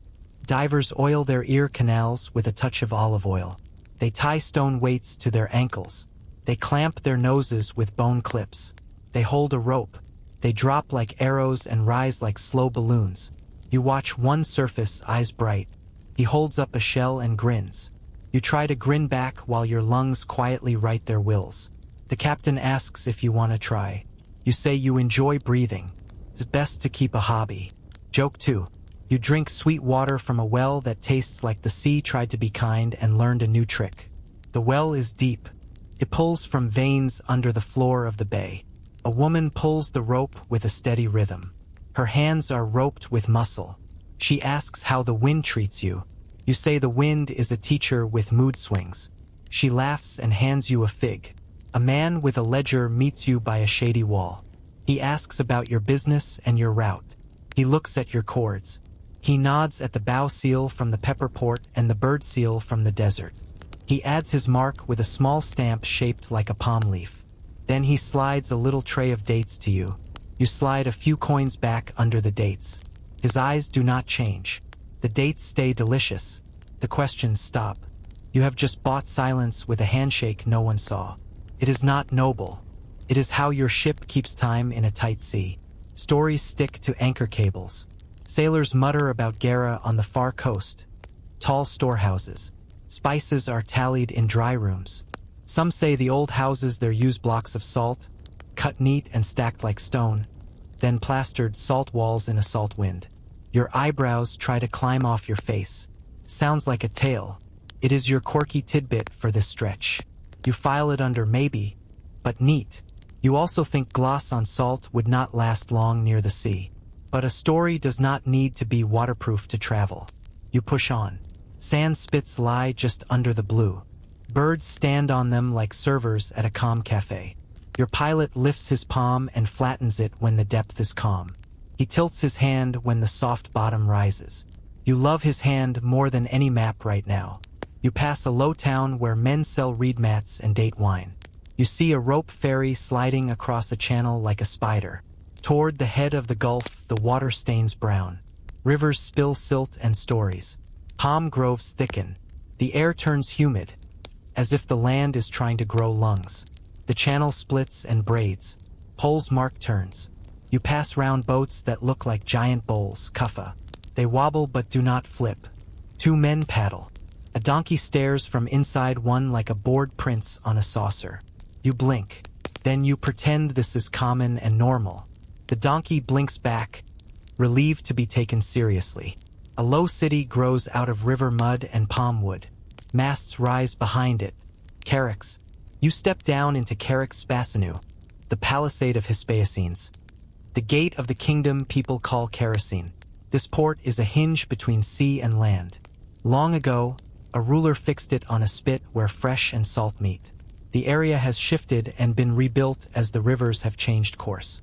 That is not a tale. That sits in records and coins. Kings here once minted silver with Greek letters around their names, even under Parthian eyes. You see one coin in a broker's palm. It shines like a tiny mirror that knows too many faces. Customs greets you in a low hall that smells like ink, river, and hot rope. The clerk wears a reed pen behind one ear and another tucked in his belt. He watches your sacks with a calm face. He touches each seal with the back of his fingernail. He tests the cord. He measures weight. He asks about the origin and the end. He shows a tablet with a neat grid. It lists dues for entry, for mooring, and for safety. He names a cut that feels like a nibble at first, then a bite. A messenger from a Parthian agent steps in with quiet sandals. He nods at you, then at the clerk. The tension in the room loosens. A letter with a blue string crosses the table. It is a letter of friendship you picked up from a friend of a friend in Palmyra. The clerk reads the marks. He smiles with only his eyes. He lowers the fee by a small amount that matters to your purse. You slide your thanks under the table with another handshake that feels like you just paid for tea you did not drink. Doors in this city swing on oil you cannot see. You hear a trumpet outside, thin and far. A small detachment marches by. Parthian and local banners share the pole. Power here does not shout. It hums. Kerosene answers to Parthia. But a city with coins and ships answers to its own math first. You keep your head low and your papers neat. You walk the quay. Cargo moves up toward the rivers. Wool, wine, glass. Your pepper sinks into a pile bound for inland towns with names you have only heard in songs. A waterman offers you a ride on a raft of inflated skins. You watch a man walk on it as if it were a mat on a pond. He laughs. He says the skins do not leak if you sing to them. You choose to walk. Your song is not that good. A broker points to a broken line on an old map. He says Nearchus once sailed from the Indus along the Macran to this gulf long before Rome cared. He says that the log taught later captains a little courage. That is a firm fact in the world of sailors. The thought steadies your feet. People have managed to thread this needle for ages. A pearl buyer shows you a tray. He talks about shine, weight, and shape. He talks about a queen somewhere who likes pearls the size of chickpeas. He sighs. You nod in a way that says you understand queens. You do not, but you appreciate chickpeas. At a tea stall, a scribe whispers a question that sits between rumor and wish. He wonders aloud if Apologos, the port they sometimes list near here, is this very place with another name or a twin harbor on a shifting channel. Historians still argue whether Apologos and Charax are one harbor viewed from different perspectives or two neighbors separated by mud and time. You smile. The river moves the answer each season. By dusk, the clerk stamps your final slate. You trade pepper for barley for the crew, for river ropes, for a small chest of dates dipped in syrup. You add a jar of bitumen for patching, thick and sticky, pulled from the northlands where the earth oozes it. The smell of the smear is reminiscent of smoke and stone. It will keep a seam from whispering where it should be silent. You step back to the quay and watch the brown water push past the pilings. The cat sits on a coil and studies a fish as if it plans to tax it. You sit beside the cat. You both look tired and pleased. The air holds the smoke from cooking fires and the soft call of a bread seller. Coins change hands behind you with the tiny hush of skin on skin. The night slides down like a cool cloth. In this gulf, power moves in shadows. Your job is simple. Keep your papers dry. Keep your cords tight. Keep a coin for the last handshake you do not want to make and might need to. Not a hero's rule. A sailor's rule. You leave the brown river behind and slide back into blue. The gulf lets you go like a hand unclasping. You ride down the coast, slip past the horn, and taste the open again. Weeks turn soft. Sails rise, fall, and rise. You swing under India with steady wind in your ear. You smell cardamom from hills you cannot see. You keep the cat from sleeping in the grain. It fails. You move the cat. It returns. You move it again. The dance never ends. Joke 1. The season flips. The wind leans from the northeast. It hums one long note across the Bay of Bengal. You point your bow toward where dawn is born. The swell lengthens. The sky clears. The water changes its speech. It speaks in long sighs now. A line of dark lifts ahead. Not landed yet. Storm. You reef the sail and ride the big breath. The oil jar trick is not applicable in this case. This is too large. You trust rope and wood. The cat hides under a coil and pretends it was always brave. When the sky opens, islands rise like green buttons on blue cloth. Palms lean. White sand shines. A man in a canoe with a stick sail schemes past you like a dragonfly. 2 arms of wood reach from his hull and kiss the water. Outriggers. They make the canoe steady as a table. He grins and points at the wind. He surfs a small wave and vanishes behind you. Your boat feels slow and proud. His boat feels fast and happy. You admire both. You also decide not to race him. He would win. You anchor in the lee of a low island. The beach smells like coconut and smoke. A woman sells cooked fish wrapped in leaves. She sprinkles salt and squeezes lime. You bite. Your mouth wakes. You share a piece with the cat. The cat remembers that it is a cat and approves you for 1 hour. You run along a coast so green it looks wet. Hills drop into the surf. Rivers pour brown fans into blue. The air holds a sweet note that is neither frankincense nor cinnamon nor pepper. It is spicy and floral. It is strong even in the wind. A trader on your deck lifts a tiny brown nail from a pouch. Clove. He puts one on your tongue. He says, "Do not bite." You bite anyway, heat and sweet bloom. Your gums tingle. Your breath turns into a little garden. He smiles. He says people far north chew these before they speak to their ruler. He says a Han courtier will not breathe on the sun of heaven without clove breath. That is a solid fact. Records talk about it. People from the southern sea bring cloves to the Han. Officials chew them to be polite. You roll the word clove in your mouth like the spice itself. It sits warm and bright on your tongue. You ask where these come from. He twirls his hand east, then south, then a little east again. Islands upon islands. Mountains in the sea. Trees that take years to bear. He says the trees hold the buds like tight fists. He says if the bud turns rosy and soft, you missed the right time. He shows you a test. Drop 1 bud in a cup. If it floats sideways, it is tired. If it stands upright, is oil-rich and is fresh, you buy it. That is your quirky tidbit. You try it. The bud sticks up like a tiny mast. You nod wise for 1 second. You pass a river mouth that swallows the sea. Mangroves hold it with a million bent fingers. The pilot stands on the bow and reads the brown water. He taps the deck twice for the right. Once left. He tastes the tide like a baker tastes soup. You slip in on a flood. You glide over roots that look like a forest turned upside down. Crabs wave small claws like fussy teachers. Birds stab fish out of the shadow. The air smells like mud and growing. A city rises on mounds above wet fields. Canals cut neat lines. Houses sit on stilts like herons. Boats full of rice nudge along. A girl with a clay whistle makes it sing like a bird. Traders call this place a hub for a land they name Funan. You hear another name, too. Osio. You follow a line of jars toward a yard where men weigh bead after bead. Tiny gold flowers.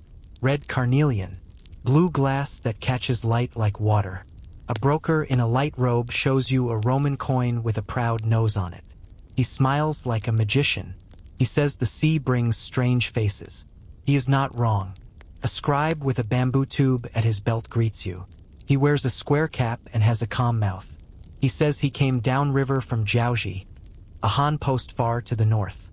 He says he writes for a man who speaks to men who talk to the court in Panyu. He runs a finger over your chords. He notes the bow seal. He nods at the bird seal. He does not break them. He asks if your pepper is hot or soft. You say hot. He smiles in a small way. He opens a lacquer box. Inside sit 3 cloves and a perfect mirror. He lifts a clove and breathes in. He does not chew. Not now. He will not see the emperor today. He is only going to see you. You share tea under a palm-woven roof while rain beats on leaves.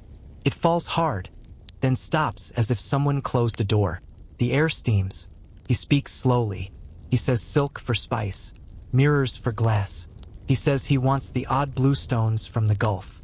He says he wants red beads from the Indian smiths. He offers thin rolls of fine silk, a painted fan, and a small bell cast so accurately it sings one long note. He asks for pepper, a little frankincense, and a pouch of cloves. You weigh and agree. He tells a rumor while the rain hushes. He says a city sits far east, beyond the Golden Peninsula. He calls it Katigara. He says tall ships reach it and turn back with stories that do not match. He says some maps place it near this delta. Others push it toward the far Gulf. He smiles and lets the smoke from the tea drift. Historians still argue whether Katigara slept here at Oceo or near the Red River far to the north, or if the old coordinates wandered like geese. The debate floats like that steam. It rises and vanishes. The spice does not care. It moves anyway. A pilot from farther south sits with you at dusk. He was born where clove trees climb dark hills. He says families plant a clove tree when a child is born. If the tree thrives, the child thrives. If a storm breaks, the family sleeps lightly. That story slips into your pocket and stays with you. You watch his hands as he describes how the buds must be picked before they open. You watch his eyes as he remembers the smell of the drying racks.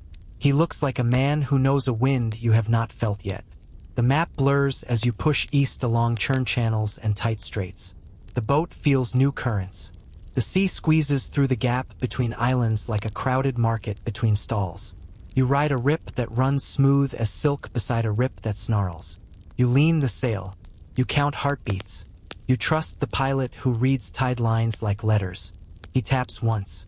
You bear away and miss a dark shape by a boat length. Your breath returns in a slow roll. You remember the coral hiss on the Red Sea. You remember the gate of tears. Every sea has its gate. You stop at a village where the trees grow out of the water. Kids run along a narrow plank and refuse to fall. A grandmother sells sticky rice in banana leaves. She refuses your coins. She wants a pinch of pepper instead. You hand her a few grains. She gives you a smile that feels like shade. The cat sniffs a clove and sneezes so hard it surprises itself. It glares at the clove like it lost a duel. Joke 2. A storm stacks over the ridge one afternoon. The top is an anvil. The bottom is a curtain. The pilot tells you to drop the sail and run into the mouth of a little river. You do. Rain hits so hard it bounces. The world turns silver and loud. You keep your cords dry under a mat. The cat looks at you like you control the weather. You apologize. It is not impressive. When the rain clears, the world feels scrubbed. Mountains wear white threads of falls. Air tastes like leaves. A man with a topknot paddles up in a slim boat. He holds up a small fan painted with cranes. He points at his teeth and mimes chewing. He says a cord up north pays well for cloves this season because a royal wedding came early. You nod and pass him a tiny pouch. He leaves a mirror with a backing that shines like the moon. Your face looks older and saltier. It looks fine. You carry on until the sky shifts colors you do not know. Pink like shells. Blue like shadows in water. You pass a long sandbar and catch a whiff of smoke that smells like sugar and spice. You hear a gong from a temple you cannot see. You watch a large boat from the north unfurl a square sail that resembles a wall. The crew moves as one. The hull is wider than yours. The sides climb higher. A man on the stern waves in a clear, crisp way. He chews something. His breath, you decide, could talk to any throne. Your deck holds new bundles now. Silk tight as skin. Lacquer that shines like wet stone. A little box of cloves that can lift a room with one breath. You think about how far a clove travels to reach a mouth in a cold hall. You think about how many hands pass it along. You feel like you stand on one small plank in a river of deals. Night lies down. Frogs and insects tune up. The air cools. The cat curls by your knee and snores like a small saw. You add one last laugh to the dark. You ask the pilot if the map is correct. He says the map is shy. It only speaks after you arrive. Joke 3. You both whisper a tired laugh. You run your palm over the lacquer box. You can see your hand and the stars in it. You feel the boat breathe. You take another taste of clove and feel your chest loosen. The wind is steady. The tide turns kind. Rumors still run ahead. You let them go. You keep to the lane your pilot's finger draws in the air. You hold that line, soft and sure, into the night. You light the galley fire and hold the pot steady. Rain taps the deck in a soft beat. You pour water, add rice, and drop in a pinch of pepper and ginger. The smell climbs fast. Warm, bright. You add a shred of cinnamon bark you saved. The steam tastes like morning. The cat stands on your foot and claims a serving fee. You shoo it. It does not move. You move your foot. The cat wins. Joke 1. You mix a little honey into the wine and heat it until it simmers. You grind pepper fine and shake it in. A sailor calls it spiced wine. An old Roman cookbook, later known as Apicius, also recommends this trick. That is true. The recipes there pour pepper into stews, sauces, and even sweets. You sip and feel your chest loosen. Your eyes close a little on purpose. On shore, a cook shows you a stone mortar. She drops cloves and cardamom. She adds a pinch of long pepper like tiny mouse tails. She pounds. The sound is a small drum. She says this mix warms weak bellies. It is old wisdom here. Healers in this land blend pepper, long pepper, and ginger for cold chests and slow blood. You taste a lick. It is friendly fire, a steady glow. A doctor from the west sits nearby. He wears a travel-stained cloak and a patient face. He says a writer named Dioscorides once compiled a list of herbs and gums for soldiers and citizens. Pepper, cinnamon, myrrh. He says the book walks with him more than any friend does. You look at his pack. You believe him. The pack slumps as if it has heard many complaints. You watch how spice lives many lives. In the kitchen, it sings. It lifts a pot. Keeps a cook proud on a thin day. In the chest, it heals. It soothes a cough. It wakes a tongue. In the temple, it turns smoke into a bridge. In the tomb, it keeps the memory whole a little longer. A bell calls you from the quay. You step under a roof where posts smell like old sap. The priest sets pale resin on a hot stone. White smoke rises fast, then slows. It hangs like a scarf in still air. The bell rings again. Low, sweet. You feel your shoulders drop an inch. This is frankincense at work. Priests in Egypt burned mixes like this. One famous blend, Kifi, was known for its distinctive aroma, which combined the scents of wine, raisins, and several resins. People burned it at night. They said it helped with sleep and dreams. A simple fact sits there, soft as ash. The boy who rings the bell shows you a brass burner shaped like a mountain. Birds and little paths climb its sides. Smoke drifts from the top like a cloud. He says people up north love burners like this. He smiles at the tiny peaks. He calls it a hill of scent. You run a finger over a ridge and remember the rocky pass we slipped through in the Red Sea. Smoke is a map too. Outside, the market talks to your nose before your ears. You pass a stall where a woman warms oil with cinnamon and myrrh. She drips it on her wrist and rubs. The air fills with the scent of sweet wood and balsam. A girl tries a finger and giggles. The scent lingers. A man sells cones of scented fat shaped like little peaks. He says people place them on their hair at feasts. They melt slowly. They perfume the room. That is your quirky tidbit. The cone gleams in the light like a tiny star that forgot which way is up. You stop at a little shrine by the water. A fisherman offers a pinch of myrrh to the coals. He closes his eyes for 6 breaths. He opens them and smiles. He says the fish will forgive him the next day. You agree. Fish need time too. In a side lane, a widow sells small packets of spice for graves. She calls them goodbyes.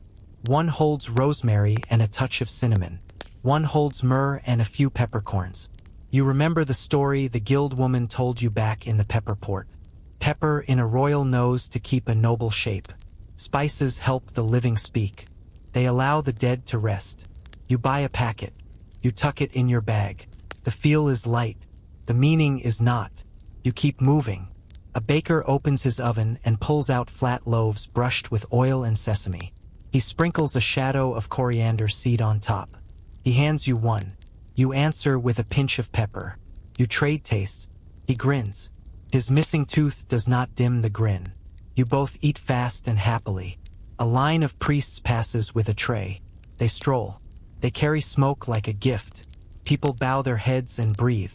In many lands, this is how a prayer looks. A cloud for the nose, path for the heart. Historians still debate whether particular temple blends used true cinnamon or cassia and whether scribes faithfully recorded the recipes or copied them with errors and embellishments. The debate is honest. The smoke still rises. Back on the ship, the carpenter rubs tools with oil sweetened with cinnamon. He says the scent keeps bugs out and moods kind. He says the oil also helps would grip the hand. He offers the jar. You close your eyes and see the cinnamon coast again. Bark curls in the sun. Quills stacked neatly. Guards who do not wave. You sit with the crew and share a stew of lentils, garlic, and a small storm of pepper. The cat waits until bowls are set down, then chooses the bowl it likes. It likes yours. You nudge it. It resists. You share anyway. Joke 2. The cat adds you to its list of decent people for now.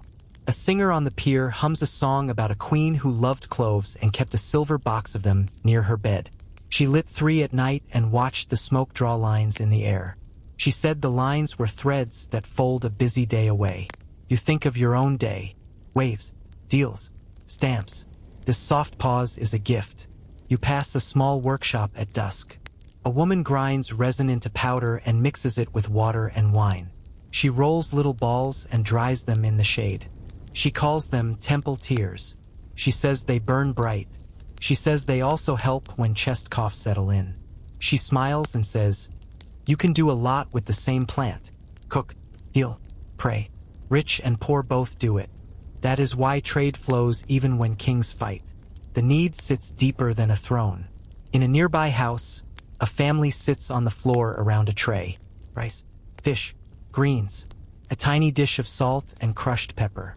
The father sprinkles a pinch on his child's plate. The child makes a face, then takes a second bite, then a third. You laugh with your mouth closed. You remember your first sneeze in the spice market by the harbor. You sneeze again just from the memory. Your nose is a soft-hearted time machine. You stop by a stall with small glass flasks. The maker says they travel west with oils. He points at a long-necked one and calls it an unguent bottle. He taps a thicker jar and calls it a tear jar. He shrugs. Names slip. Uses stay. He tells you a trick for travelers.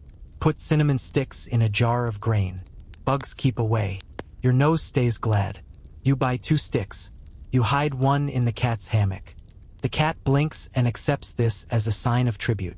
Later, you visit a house where elders sit on mats. A young man rubs oil into an older man's hands. The oil smells of ginger and bark. The older man sighs and leans back. You watch the lines on his face ease. You learn more in that minute than in an hour at the quay. Spice is not only a trade. It is care. The stars climb. You walk past a low wall that hides a tomb garden. A lamp burns. The air holds a clean scent. Not strong. Just there. Someone has placed a cone of myrrh by the door. Someone has left 2 cloves on the threshold. 2. Not many. More would boast, these whisper.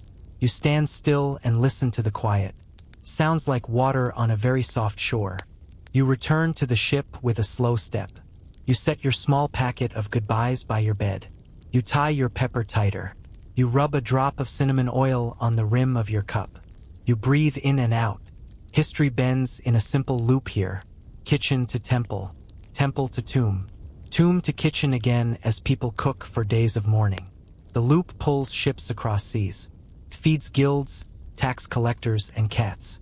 Historians still debate whether spices were primarily reserved for the wealthy or if more people had access to them than previously thought. You have seen both rooftop pots and palace trays. The truth smells like both. You look at the cat.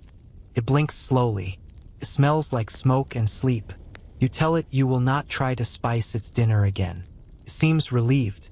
Joke 3. The lamp gutters once. The night tips toward quiet. You let your breath match the small wave under the hull. You hold the scent of cloves, cinnamon, and a hint of pepper in your nose. You drift toward rest with that soft, old company. You smell rain before you see it. The line on the horizon turns steel. The crew drop their voices. The helmsman tightens his jaw. You glance at the oil jar, remember our trick, and decide this is not the slap a spoon of oil can smooth. The front hits. The sail hammers. The mast groans like an old knee. You reef down until the cloth is a narrow wing. You drop a drag from the stern. The boat takes the waves head-on. Climbs, pauses, and slides. You match your breath to the climb. Water runs cold at your ankles, then at your calves. You bail with a basket. You pass the basket. You take the basket. You pass again. The cat vanishes into the dry pocket under a coil and files a complaint with its eyes. You tell it the complaint box is closed in storms. Turns around and shows you its tail. Joke 1. A stiff gust hits and throws the bow aside. The pilot taps twice. You bring her back. A crate breaks its lashing and lunges. You slam a wedge in. You tie again. The wind makes a sound like a narrow blade. The top of the wave blows off in white. For a heartbeat, the world is only spray. You taste salt and fear. You keep going anyway. Then a different sound. A deep crack. The yard flexed too far. A pin gave up. The crew swarms, hands like birds. A spare pin slides in. Prayer slides out. The knot holds. The boat keeps its shape. You feel the will of wood and rope and people all leaning together. The pilot looks at the sky and then at the cargo. He makes the face you did not want to see. He says a word you already know. Lighten. The law of the sea is simple when it comes to life. Throw weight. Save hull. You nod. You make chalk marks on a board. You choose low-value sacks first. Grain. Then cheap jars. You do it in order. You say each name out loud. You break each seal and keep the small clay lumps in a pouch for later proof.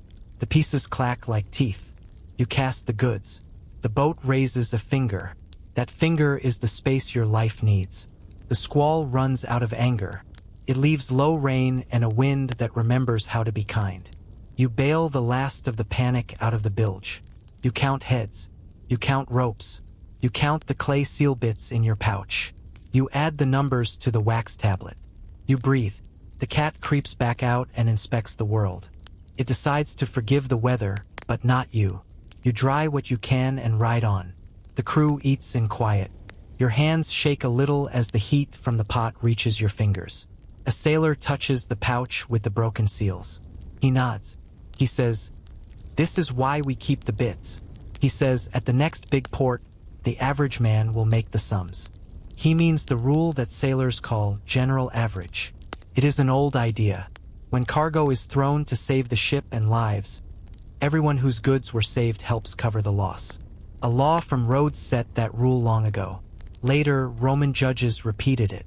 That is a simple fact. The sea makes you share, even if your jars stay dry. The sky clears. You run with it. Days later, a new trouble walks out from the heat. 3 low boats slide off a headland. Their sails are dark from pitch. Their hulls are narrow. They look hungry. You tell yourself they are fishermen. Your stomach knows better. Cutters. They run side on at first, lazy. Then they trim in. They start to climb your wake.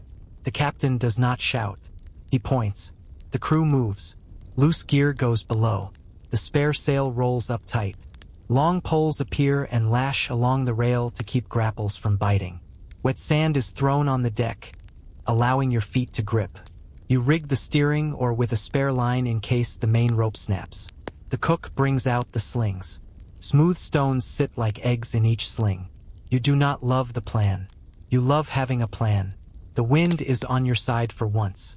The northeast breath holds steady. Your hull is heavier than theirs, but your sail is bigger. You have the line they want. They try to cut the angle. You ease a handspan and then pull back. The first boat comes close enough that you see the knot in the rope on its bow. The helmsman smiles without humor. He slides the bow across the small wave just so. Your wake slaps into their nose. They fall off. A stone bounces along their deck. It does not hit a head. It hits pride. Pride yelps and changes targets. The second cutter tries your stern. A coil of line lands short. The crew on that boat shout to each other. Their words carry like gulls. The pilot lifts his palm. Hold, hold. He opens his fingers a little. Now, you ease 2 arm lengths, then push hard. Your boat feels like it stands up and runs. The line misses. The cutter eats your wash. Coughs like a nasty flute. They circle for one more try and then give up. The wind loves you more. You all breathe the breath you were saving. The cat sits very tall and pretends it scared them off. You thank the cat for its service. It accepts the thanks because it has no shame. Joke 2. You slide into a sheltered roadstead to wipe sweat and patch pride. A sailmaker stitches by feel. A carpenter checks the pins that failed. A boy grinds resin with charcoal to thicken a seam. A banker's agent arrives with a tablet and a careful smile. He asks about losses. He asks about the jettison. You show the pouch of broken seals. You show the wax lines you scratched in the storm. He nods and writes. He speaks of a loan that floats with the sea. You know the type. You pay it only if the ship makes harbor. If the sea eats you, the lender does not knock on your widow's door. The risk sits with the one who lends. People refer to this type of loan by simple terms. A sea loan. A bottom loan. It is old. Athens knew it. Rome used it. The rate bites, but it lets a small trader play in a big, wet world. He speaks again. He offers to spread your risk more. He suggests 3 tricks. 1. Split the cargo. Put pepper on 2 hulls, not 1. 2. Seal jars with twin cords and twin marks. 1 mark from the port. 1 from his ring. If pirates cut one, the other tells the tale. 3. Pledge a small box of silver with him. If a storm forces you to cut the mast or toss goods, he pays fast from that box, then sorts the rest when you reach a court. You nod. You sign with a thumb smear in wax. The cat tries to step on the tablet and make its paw a legal mark. The agent declines to insure cats. The cat is offended. Joke 3. A captain from another ship shares a different trick. He says a few crews keep a rooster on board. Crows at dawn. It sets the watch when clouds hide the stars. It also eats bugs that chew rope. Cheers men in fog. That is your quirky tidbit. You picture the rooster strutting near the mast like a tiny admiral. You picture the cat eyeing the rooster like a puzzle. You decide not to introduce them. You gather with other masters under a sail hung for shade. A man from the guild opens a chest. Members pay a bit into it each season. When someone loses a mast, the chest helps buy wood. When someone goes missing, the chest allows the family. It is not charity. It is a net you weave before you fall. The man counts out coins with slow care. You watch and feel your shoulders ease. On the pier, a scribe hangs a small board. New rule, he says. No ship leaves alone when the wind shifts. 2 or more go together past the rocky point. The rule has teeth because the last lone boat did not return. The rule has also helped. A temple fund pays the extra pilot who leads the small convoy trade, ballasted by prayer. The banker's agent returns with news. He says the average man in Alexandria now asks for fresh kinds of proof. Broken seals are good. Witness marks in wax are better. He shows you how to roll a piece of string across wet wax so it leaves a tiny braid. If that braid later shows on a seal kept in a chest ashore, the claim is clear. He smiles. Clever seals make fair sums. They also make thieves frown. At the teapot, a scholar murmurs over his cup. He wonders who wrote the first rules for the sea. He says Rhodes gets the credit in books. He says sailors in older ports knew how to share loss long before letters sat on law tablets. He sighs. Historians still debate whether Rhodes was a father, midwife, or merely the scribe who recorded what the sea had already taught. You sip and let the steam speak for itself. You set your new chords. You stamp your jars. You split the pepper in half. You check the spare oars. You mark the pin that cracked and write to replace it at the next port. You line the rail with old nets to foul hooks. You put the rooster plan on a list labeled maybe. You put the cat on top of the list labeled distractions. Evening slips in. You walk along the pier and listen to the water knock against the posts. You can hear small boats at the edge of the dark. One nets fish. One waits. One hunts what it should not. The moon lifts. It makes a white road on the swell. You plan to ride that lane at first light with another ship to your right. Your papers sit dry in the chest. Your pouch of clay bits taps your side. The wind warms your cheek. It smells like a promise to be polite. You hope it keeps it. The watch bell rings. The crew turns in. You close your eyes and see the wave that cracked and the cutter that tried. You see fingers counting coins into a guild chest. You know a seal pressed, then broken, then shown so that a loss can be shared without blood. You lie back. You let the day drain out through your heels. The cat curls small and finally purrs. The night folds, slow and soft. The wind leans on the mast like a friend, and you let sleep rise like a kind, safe tide. You slip out with the small convoy at first light. 2 sails keep you company past the rocky point. The wind is steady, like a friend who shows up with tea. You remember the cutters, the storm, and the pouch of broken seals. You feel safer in a pair. You still keep a hand on the cord that holds your papers. The cat patrols the rail as if it now runs convoy ops. It stops by the rooster someone actually brought on board. The two eye each other like rival accountants. You decide not to chair that meeting. Joke 1. North you go. Reefs hiss under moonlight. Granite turns to sand. You take the tight gate into the Red Sea. The whistling wind in the Narrows greets you like an old neighbor. Baranike rises out of the heat and glare. You leave a few sacks in a safe shed. You tag the rest with fresh seals. You hire camels. The bell tones you tuned in Palmyra ring true. The desert road lifts and rolls. Wells, forts, cool cisterns, shards with notes on them. Your feet remember the rhythm. Past Coptos, the Nile takes your hull like a mother's hand. Drift, pull, drift. Palms clap in the breeze. Wheat stands tall. A barge passes, its decks stacked with jars, like quiet bees.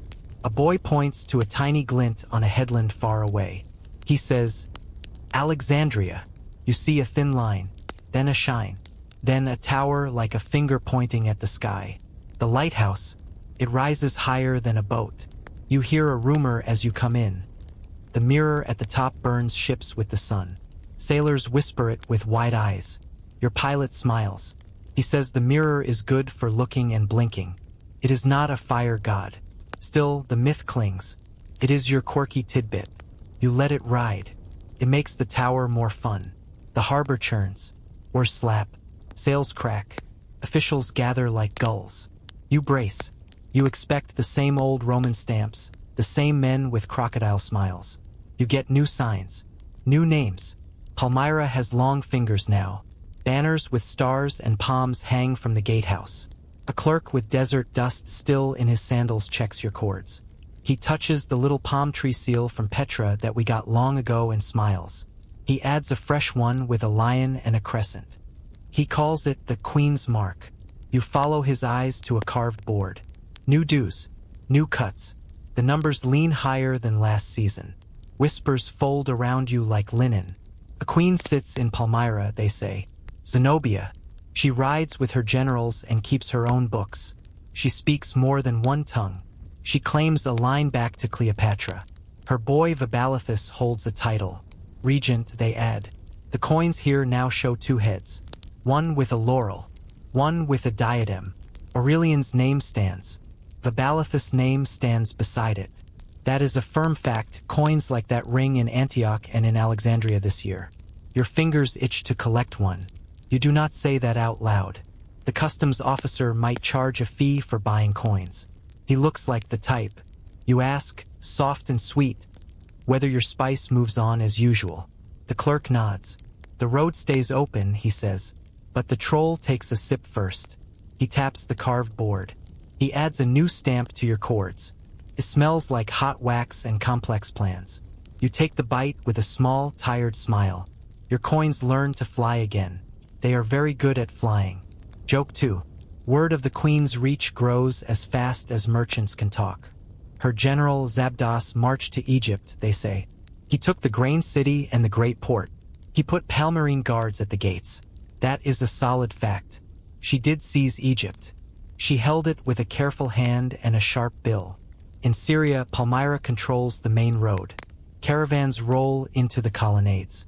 Banners flap in hot wind. The old tariff stone. Remember that big block with tiny letters? gets dusted off. Men scratch fresh rates on clean boards beside it. Pepper pays more. Incense pays more. Silk sits under a guard's eye like a shy river. Money flows toward the oasis. You ride the desert lanes again to check on friends. Petra watches. Palmyra hums like a hive. The long street shines. New patrols walk the shade. A man at the gate stamps cords with the same lion mark you saw in Alexandria. A banker shows you a scroll with neat lines. He says a share of tolls now builds walls, feeds horses, and funds men. He says the queen wants the route to be tight and safe. Trade loves safety. Trade does not love extra hands in its purse. You feel both truths in your ribs. In a shaded court, a caravan master rolls a map. Not a sea map, a name's map. He points at the passes and the friendly wells. He points at the tricky ones. He shows you little pebbles. Each pebble is a lord with a mood.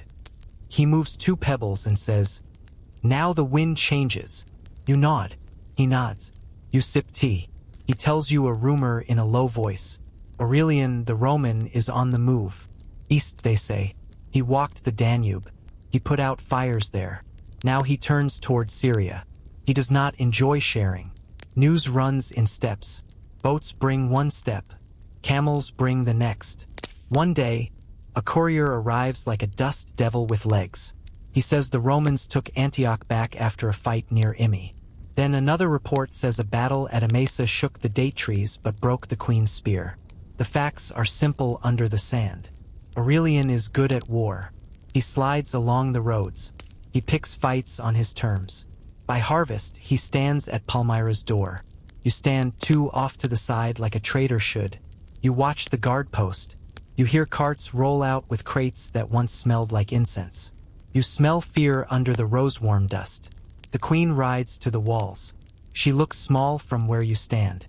She looks like a blade anyway. The siege tightens. You remember our oil jar trick on the sea. You wish for a trick for walls. There is none. The city goes quiet in a loud way.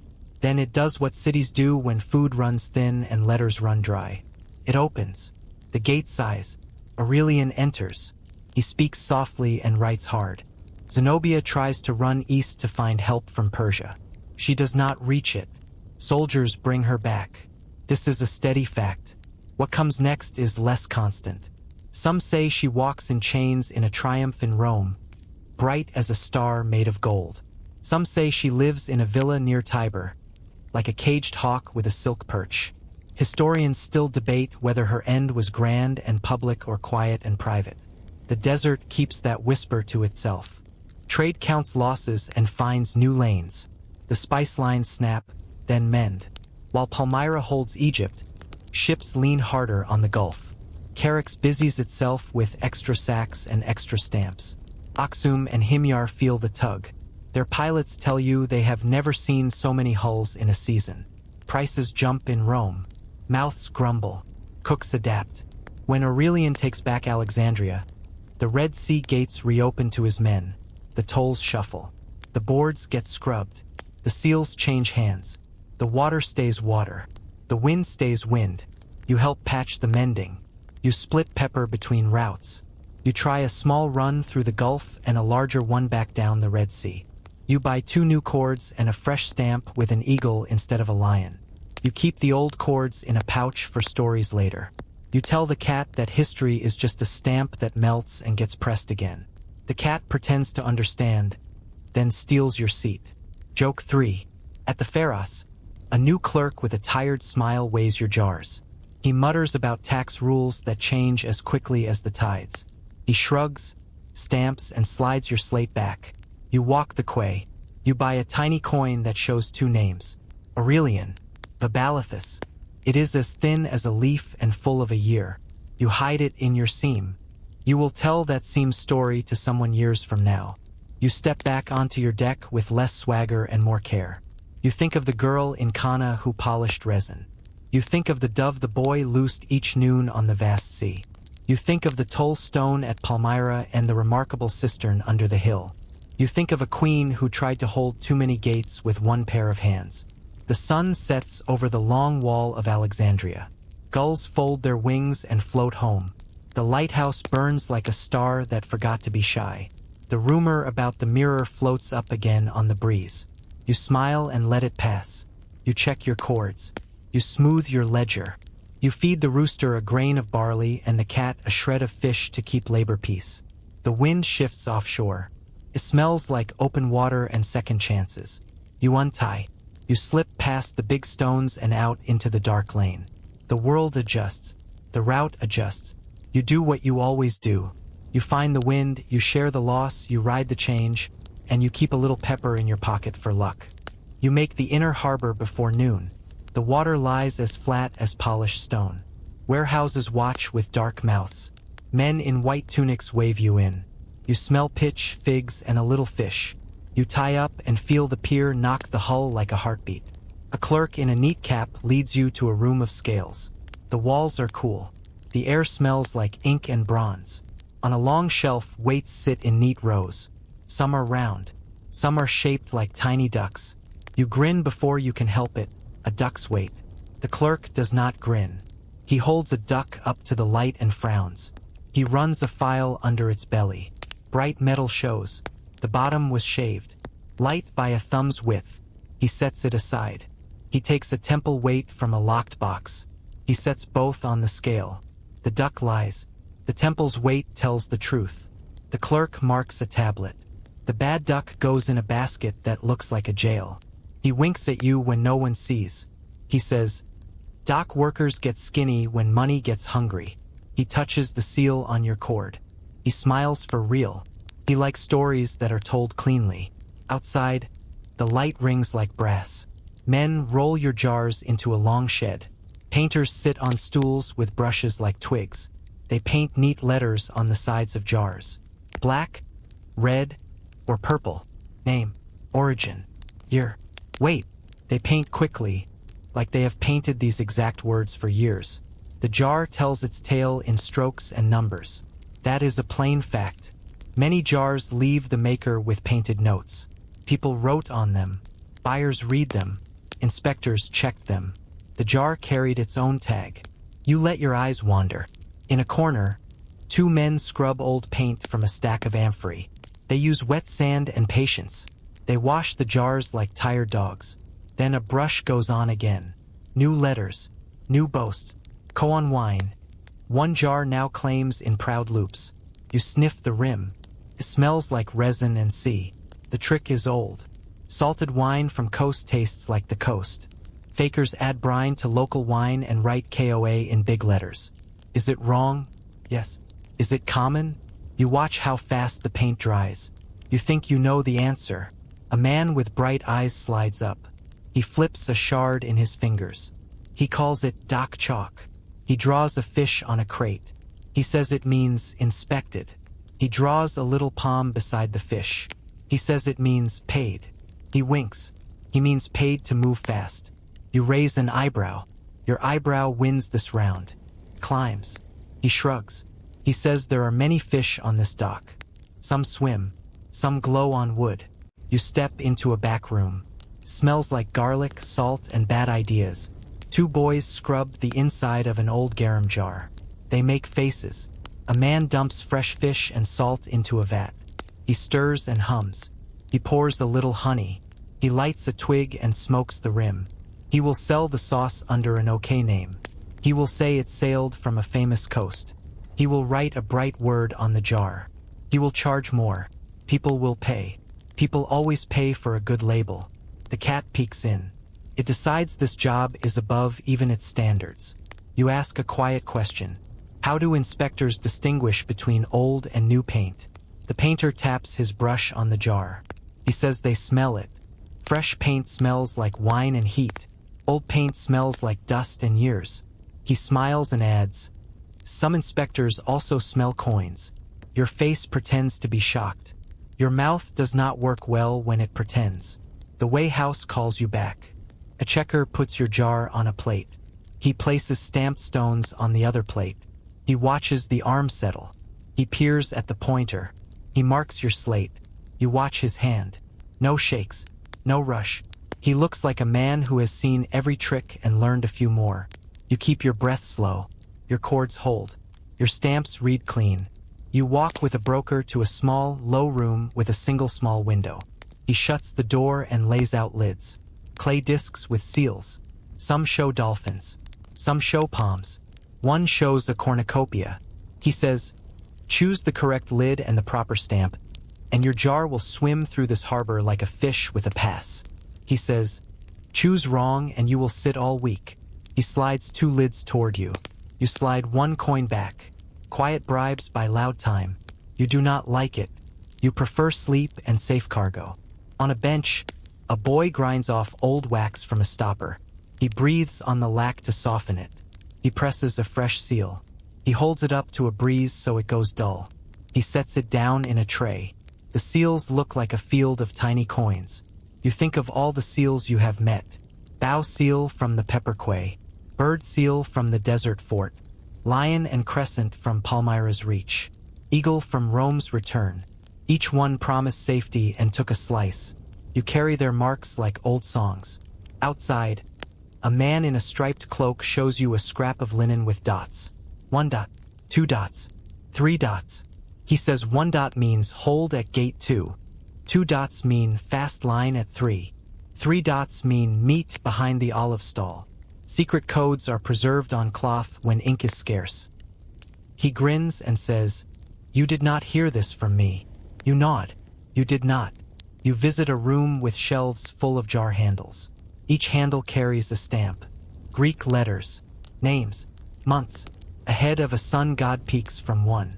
The man in charge loves these more than children. He says, these handles tell where and when. He says inspectors trust them.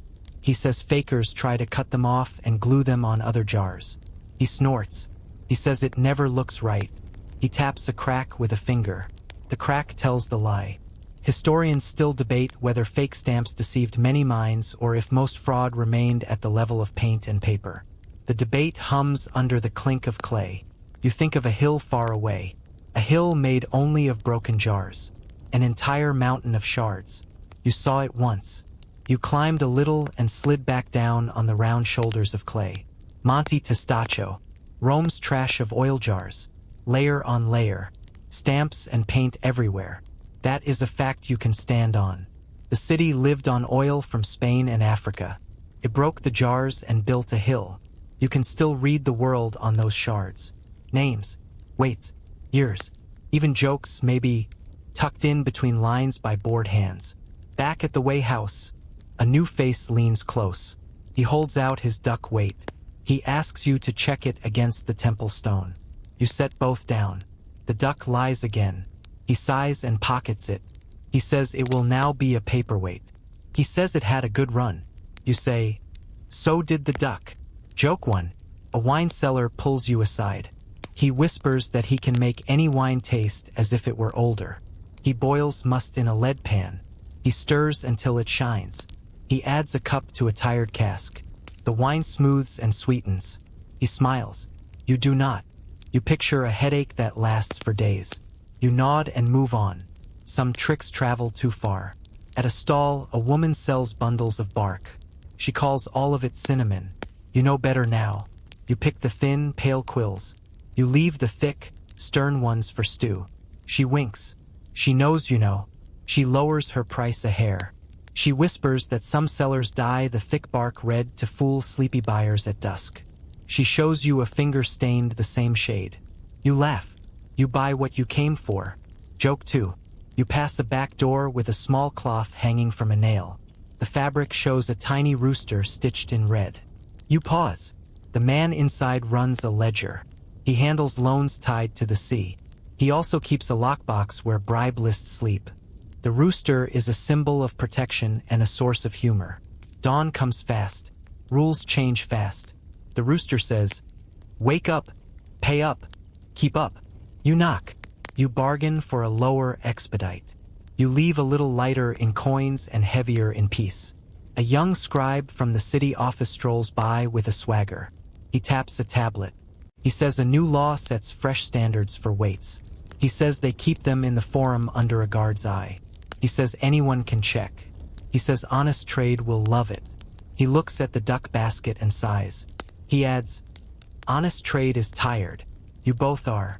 On the far side of the shed, 3 men argue over a sack that smells like pepper, but not quite. The beans look wrong. Too big, too smooth. The broker pinches one and frowns. He says it is an ash tree seed, dyed and dried. He tosses one. It does not bounce like a peppercorn. He dumps the bag and walks away. The faker stares at the ground. You shake your head. You think of the pepper roads and the rain and the leeches. You think of the boy who fanned the drying mats. You turn your back on the dyed seeds and wish them no buyers. A clerk hands you a slate with chalk ticks and neat notes. Duties paid. Weights passed. Lids sealed. He adds a tiny mark that only cleaners notice. It sits by your ship's name. It means he plays fair. It is not a bribe. It is a memory. It will help later when the line grows long and the tide gets eager. By sundown, your jars wear fresh letters. Your cords carry a forest of seals. Your ledger holds new sums. Your head holds new smells. Paint, pitch, brine, and garlic. You hand the cat a sliver of dried fish. Purrs and sits on the duck weight basket like a judge. You tell it the ducks were shaved. It blinks like it knew. Joke 3. You take a slow walk back to the ship. The water at the quay slaps the stones like soft applause. A lamp burns in the weighhouse window. You see the temple weight shine like a star on a table.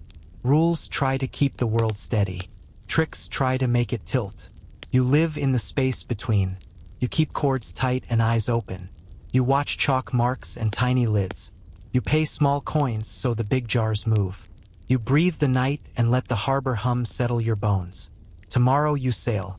Tonight you sleep with a ledger under your head and a cat on your feet. Both are warm. Both keep you honest. You count coins by lamplight while the harbor sighs. Gold glows like a small sun on the table. Silver looks cool and tired. Bronze looks like bread crust. You stack, then you stop stacking. You weigh. The money changer across from you smiles with half his mouth. He drops a gold piece on the board and listens. The ring is clean. He nods. He rubs a thin silver on a black stone. Pale streak shows. He nods less. He shrugs at a brass disc the size of a cookie. You both know that one buys bread and not much else. He spreads a rough map with his fingers. He taps one corner where your pepper grows. He taps another where your resin smokes. He taps this pier. He says coin runs like a river. East mostly. He says ships sail full of silver and come back light, holding scent and flavor and small boxes that make big rooms happy. He says the city breathes out money and breathes in heat.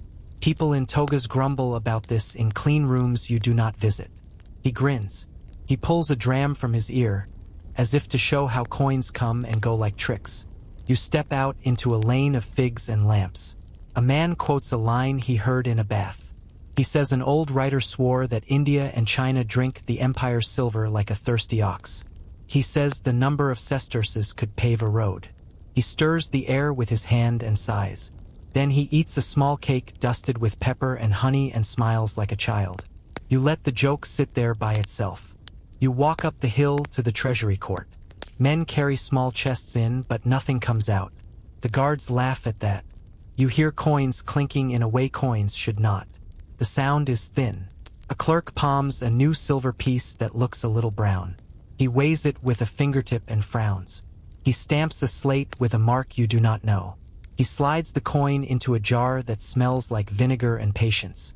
The city tries to keep its scales honest. The city also loves its spices. Down the slope, an older man in a wool cloak leans on a stick by a market arch. He pokes the air. He says pepper has ruined morals. He says girls sneak into kitchens and steal pinches for their dates. He says boys brag about who eats the hottest stew. He says Rome once ate like wolves, but now it eats like peacocks. He declares war on sauce. He ends his speech by buying 3 cloves from a boy and tucking them in his cheek like candy. The boy winks at you. You try not to. You slip into a bathhouse to wash off the dock. Steam softens your bones. Men in the hot room talk like kettles. One recounts the story of a senator who attempted to cap the price of dinners. He says cooks broke the law by inventing new fish with old names. He laughs until he coughs. Another mentions a newer law far off in time. He says an emperor once carved a price list tall as a door. He says pepper sat on it with a number that made everyone hiss. He says it did not stop the hissing for long. Laws can shout. Taste often wins. At a stall, a woman sells small peppers in a silver shaker shaped like a lady. The lady smiles as if she is the one seasoning your plate. You hold it and feel the weight of parties you will never attend. A rich house somewhere will tap this pretty head and make heat fall like snow. That is your quirky tidbit. Spice needs tools too. Some are clay and cheap. Some look like guests. You sit on a stone step and write your own sums with a stick on a scrap. You add the tax at the Red Sea gates. You add the gifts to a pilot. You add the pay for guards at the desert wells. You add the price of rope, the share you gave after the storm, the guild fee for the camel bells, and the little bribes painted as expedite. Your mouth tightens. You add the lives too. The boat lost in the squall is still whispered about. The porter who slipped in the rain on the pepper road. The sailor with a kinked arm who cannot lift a jar now but tunes the rooster like a luthier. Coins do not show those costs. You keep them in your chest anyway. A banker passes and sees your face. He offers a soft deal. He says he can store your gold in his vault under the temple until spring. He smiles like a cat that learned to count. You ask what it costs. He names a small fee. He lifts a finger. He says the coin is safer with him than with you. He says robbers fear gods. You think robbers love tunnels. You thank him and keep your pouch inside your shirt. Near the fish gate, a man juggles 3 pepper mills made of wood. He twists one as he tosses. A rain of black flakes falls on a child's bread. The child squeals and bites. The juggle does not stop. You clap. The juggler bows. He calls himself master of heat. He says he can make a coin float. He knows a money changer with a soft ear for tricks. You keep moving. At a small table under a fig tree, a philosopher stares at a lime. He says the empire sends gold east and gets bruised tongue and sweet breath back. He says that seems unfair. He also says people will always buy what feels like a better day. He tips the lime into his cup. He drinks the sharp and smiles despite himself. He shrugs and whispers, "This is how a city chooses its heart." You visit a warehouse where crates are lined up for a runout. A man counts bars wrapped in cloth. He marks them with a symbol that means, for the East. He likes neat rows. He likes locked lids. You watch and realize this feels like a spring that will never stop. Bullion leaves. Spices return. Bullion leaves again. The jars and sacks talk to each other without words. The river of coin feeds the river of taste. Both rivers run. On a wall by the quay, a painter has brushed a little scene. A ship, a palm, a jar with a crown on it. Under it, he wrote 3 words. Heat costs gold. Someone else added a tiny fish. Someone else drew a cat wearing a crown. The cat on your deck is offended that it did not pose for this. You promise to paint a portrait later. It demands royalties. You offer chin scratches instead. It rejects your low-interest credit account. Joke 1. In the counting room, a clerk shows you 2 jars. One holds Roman glass beads. Blue, sharp, cheap to make. The other holds coins from your world. Emperor noses worn smooth. He taps the coin jar. He says these cross the sea and find new homes in far fields. He taps the bead jar. He says those go too, but they come back as necklaces when brides walk under trees in lands you only smell. Your heart lifts a little. Not all streams run one way. You send a runner with a note to a friend out in the country. You ask him to tell you if more Roman coins show up in the Pepper Hills this year. He writes back in a few days. He says yes. A pot of gold slept under a farmer's floor for years before his boy kicked it open. He says the faces looked stern and foreign. He says the weight felt like a new cow in his arms. That is a firm sign.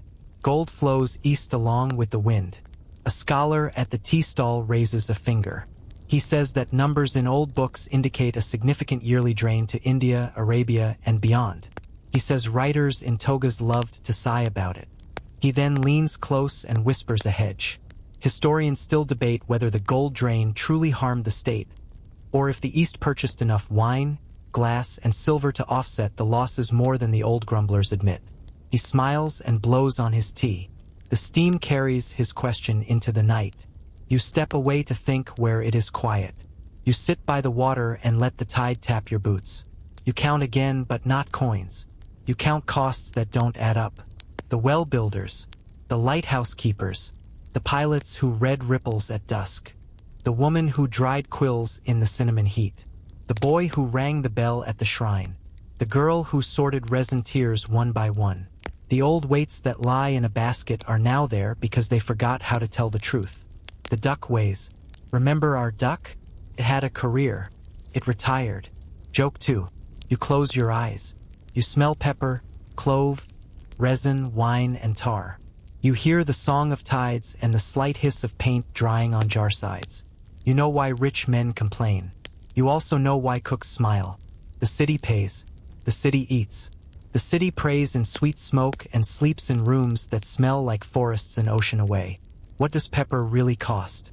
A little gold, a little law, a little lying, a little risk, a little luck, a few lives, a hand on a rope, a hand on a scale, a hand on a friend's shoulder when the squall hits, and you must lighten the load. You walk back to the ship more slowly than you came. You hand the banker one small coin to change for copper. You will tip the boys who scrubbed your jars. You will buy a tin cup for the man with the bent arm. You will pay the singer who jokes about sauce. Price is not just what leaves the chest. It is how a city breathes. The wind turns off the harbor. The rooster wakes and argues with the moon. The cat tells the rooster to file a complaint in the morning. Joke 3.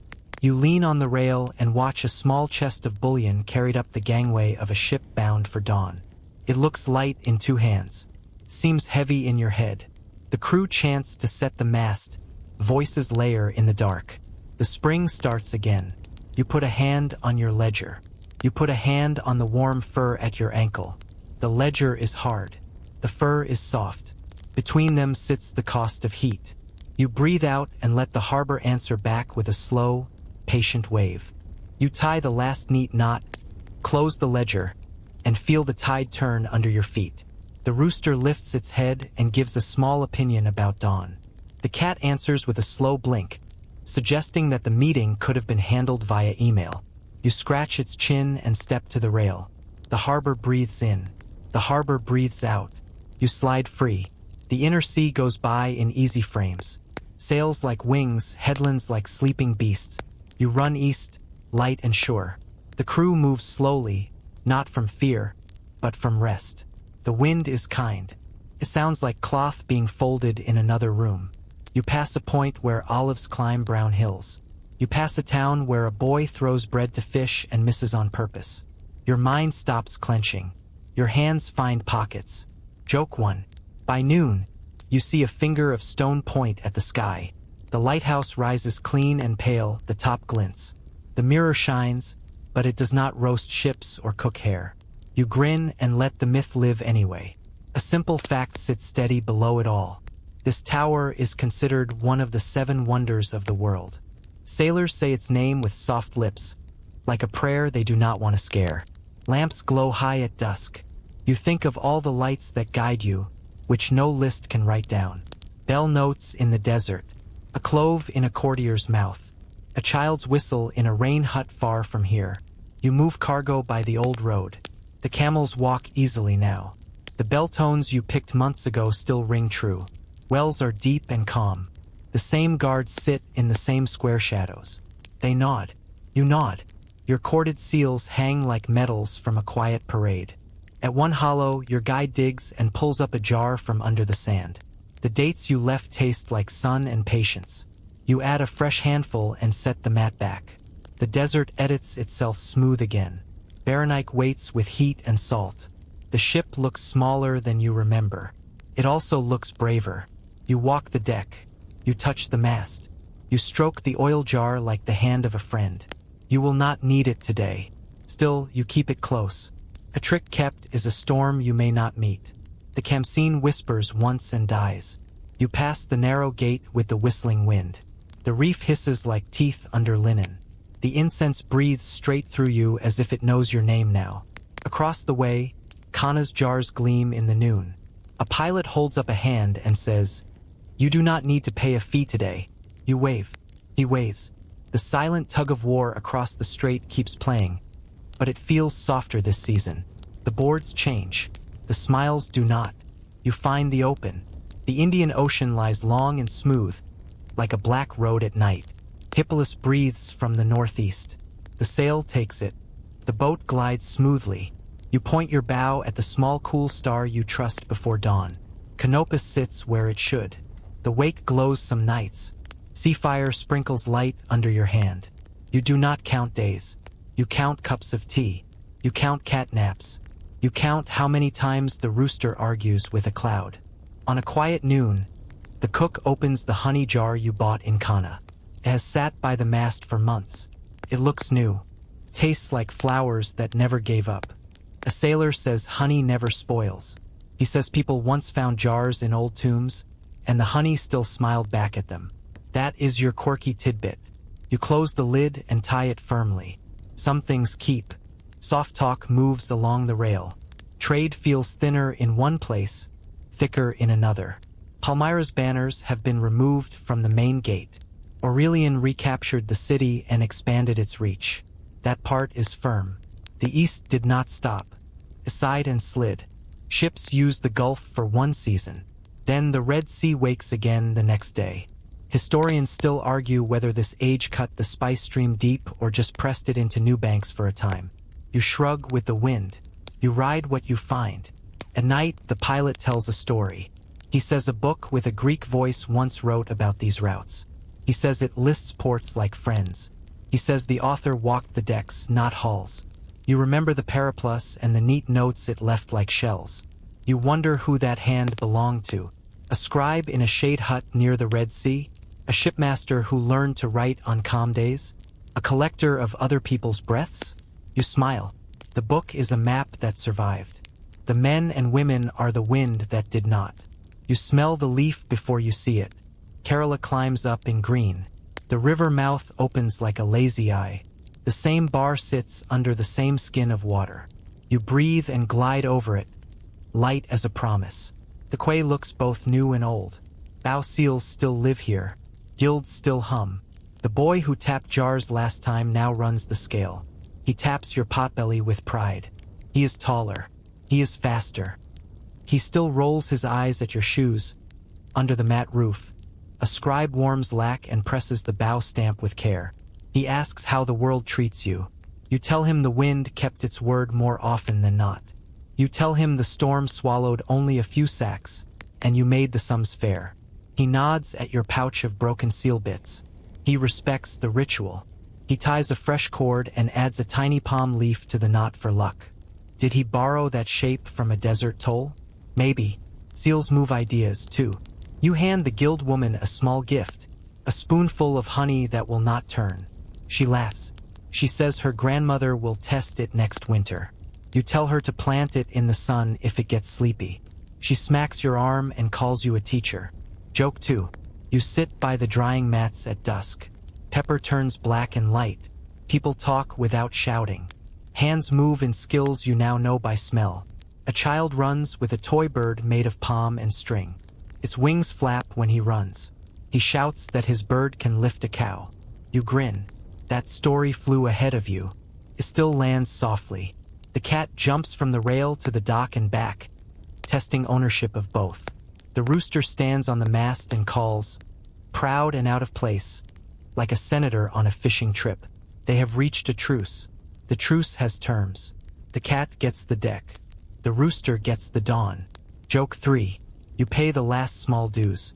You weigh out a bundle for home, not for sale, for soup and friends and old promises. You tuck 2 cloves into the packet called goodbyes. A small thing for a long night. You thank the wind in your head. You thank ropes, wells, belts, bells, and hands. You do not thank raiders, storms, or shaved duck weights, but you acknowledge them like old rivals who taught you footwork. You look back along your wake, which is a line painted on your mind, crosses lights and reefs, touches jars and hands, passes a queen on a wall and a mirror that never burns hair. It brushes a desert note on a shard and a boy's dove in a sky with no shore. The war you walked into stayed quiet. It spoke through toll boards and seals, through stories that hid trees and tricks that sped jars. You learned its soft weapons, a scale that tells the truth, a chord that cannot be faked, a wink that buys an hour, a guild that holds a promise, a wind that takes your side because you waited and you listened. You coil a rope, you fold a sail, you lean your back on warm wood and let the port hum crawl under your skin in the best way. The last cargo is home. The routes fade and shift like sleep talking. The sea keeps its secrets and shares enough. The spices breathe in their bags like slow embers. You breathe with them. You close your eyes. You keep one peppercorn in your pocket and one clove under your tongue. The world goes very quiet. The wind moves your hair like a friend you trust. Let the deck grow softer under your heels now, and let the little sounds tuck you in. The rope's low whisper, the water's slow tap, and the flap of a distant cloth that does not hurry, and breathe a long, kind breath. The sort you did not have time for when the wind pushed, because you have time now and the tide is easy. See the lighthouse glow far off, not sharp, not proud, just a calm, high light looking out for you, and picture the gates you slipped through, the narrow cut with the whistling wind, the sanded road with the remarkable cistern, the matte roof with the warm seal, and the easy nod, and let each one close like a door you have locked behind you. Feel the warm weight of a small packet in your palm, the little goodbyes that smell like clove and bark, and imagine setting it by a quiet place at home, not to make you sad, but to keep a gentle promise that memory is safe, and see the honey jar shine a sleepy gold in the last lamp, holding summer in its heart, and know it will keep, just as the stories will keep, just as you will keep what mattered and let the rest drain away with the tide. Think of the cat curled where the wood is warmest, the rooster settled at last with its beak tucked, and the bells from the camels far inland ringing once in your mind and then fading, and let your shoulders soften as the harbor hush rides up the hull and into your chest, slower and softer with every wave, and if a thought tries to climb aboard, let it step back to the pier and wave at you from a distance, because this is not the hour for counting or for maps. This is the hour for the breath that lengthens, for the eyes that drift, for the easy weight of blankets, and for the easy curl of fingers, for the small, safe dark that smells faintly of pepper and clean wood and a hint of resin. And there is nothing you need to do now except float where you are, on a sea that remembers your name, under a sky that does not ask anything of you, while the wind writes a soft line in your hair and then grows still and still and still.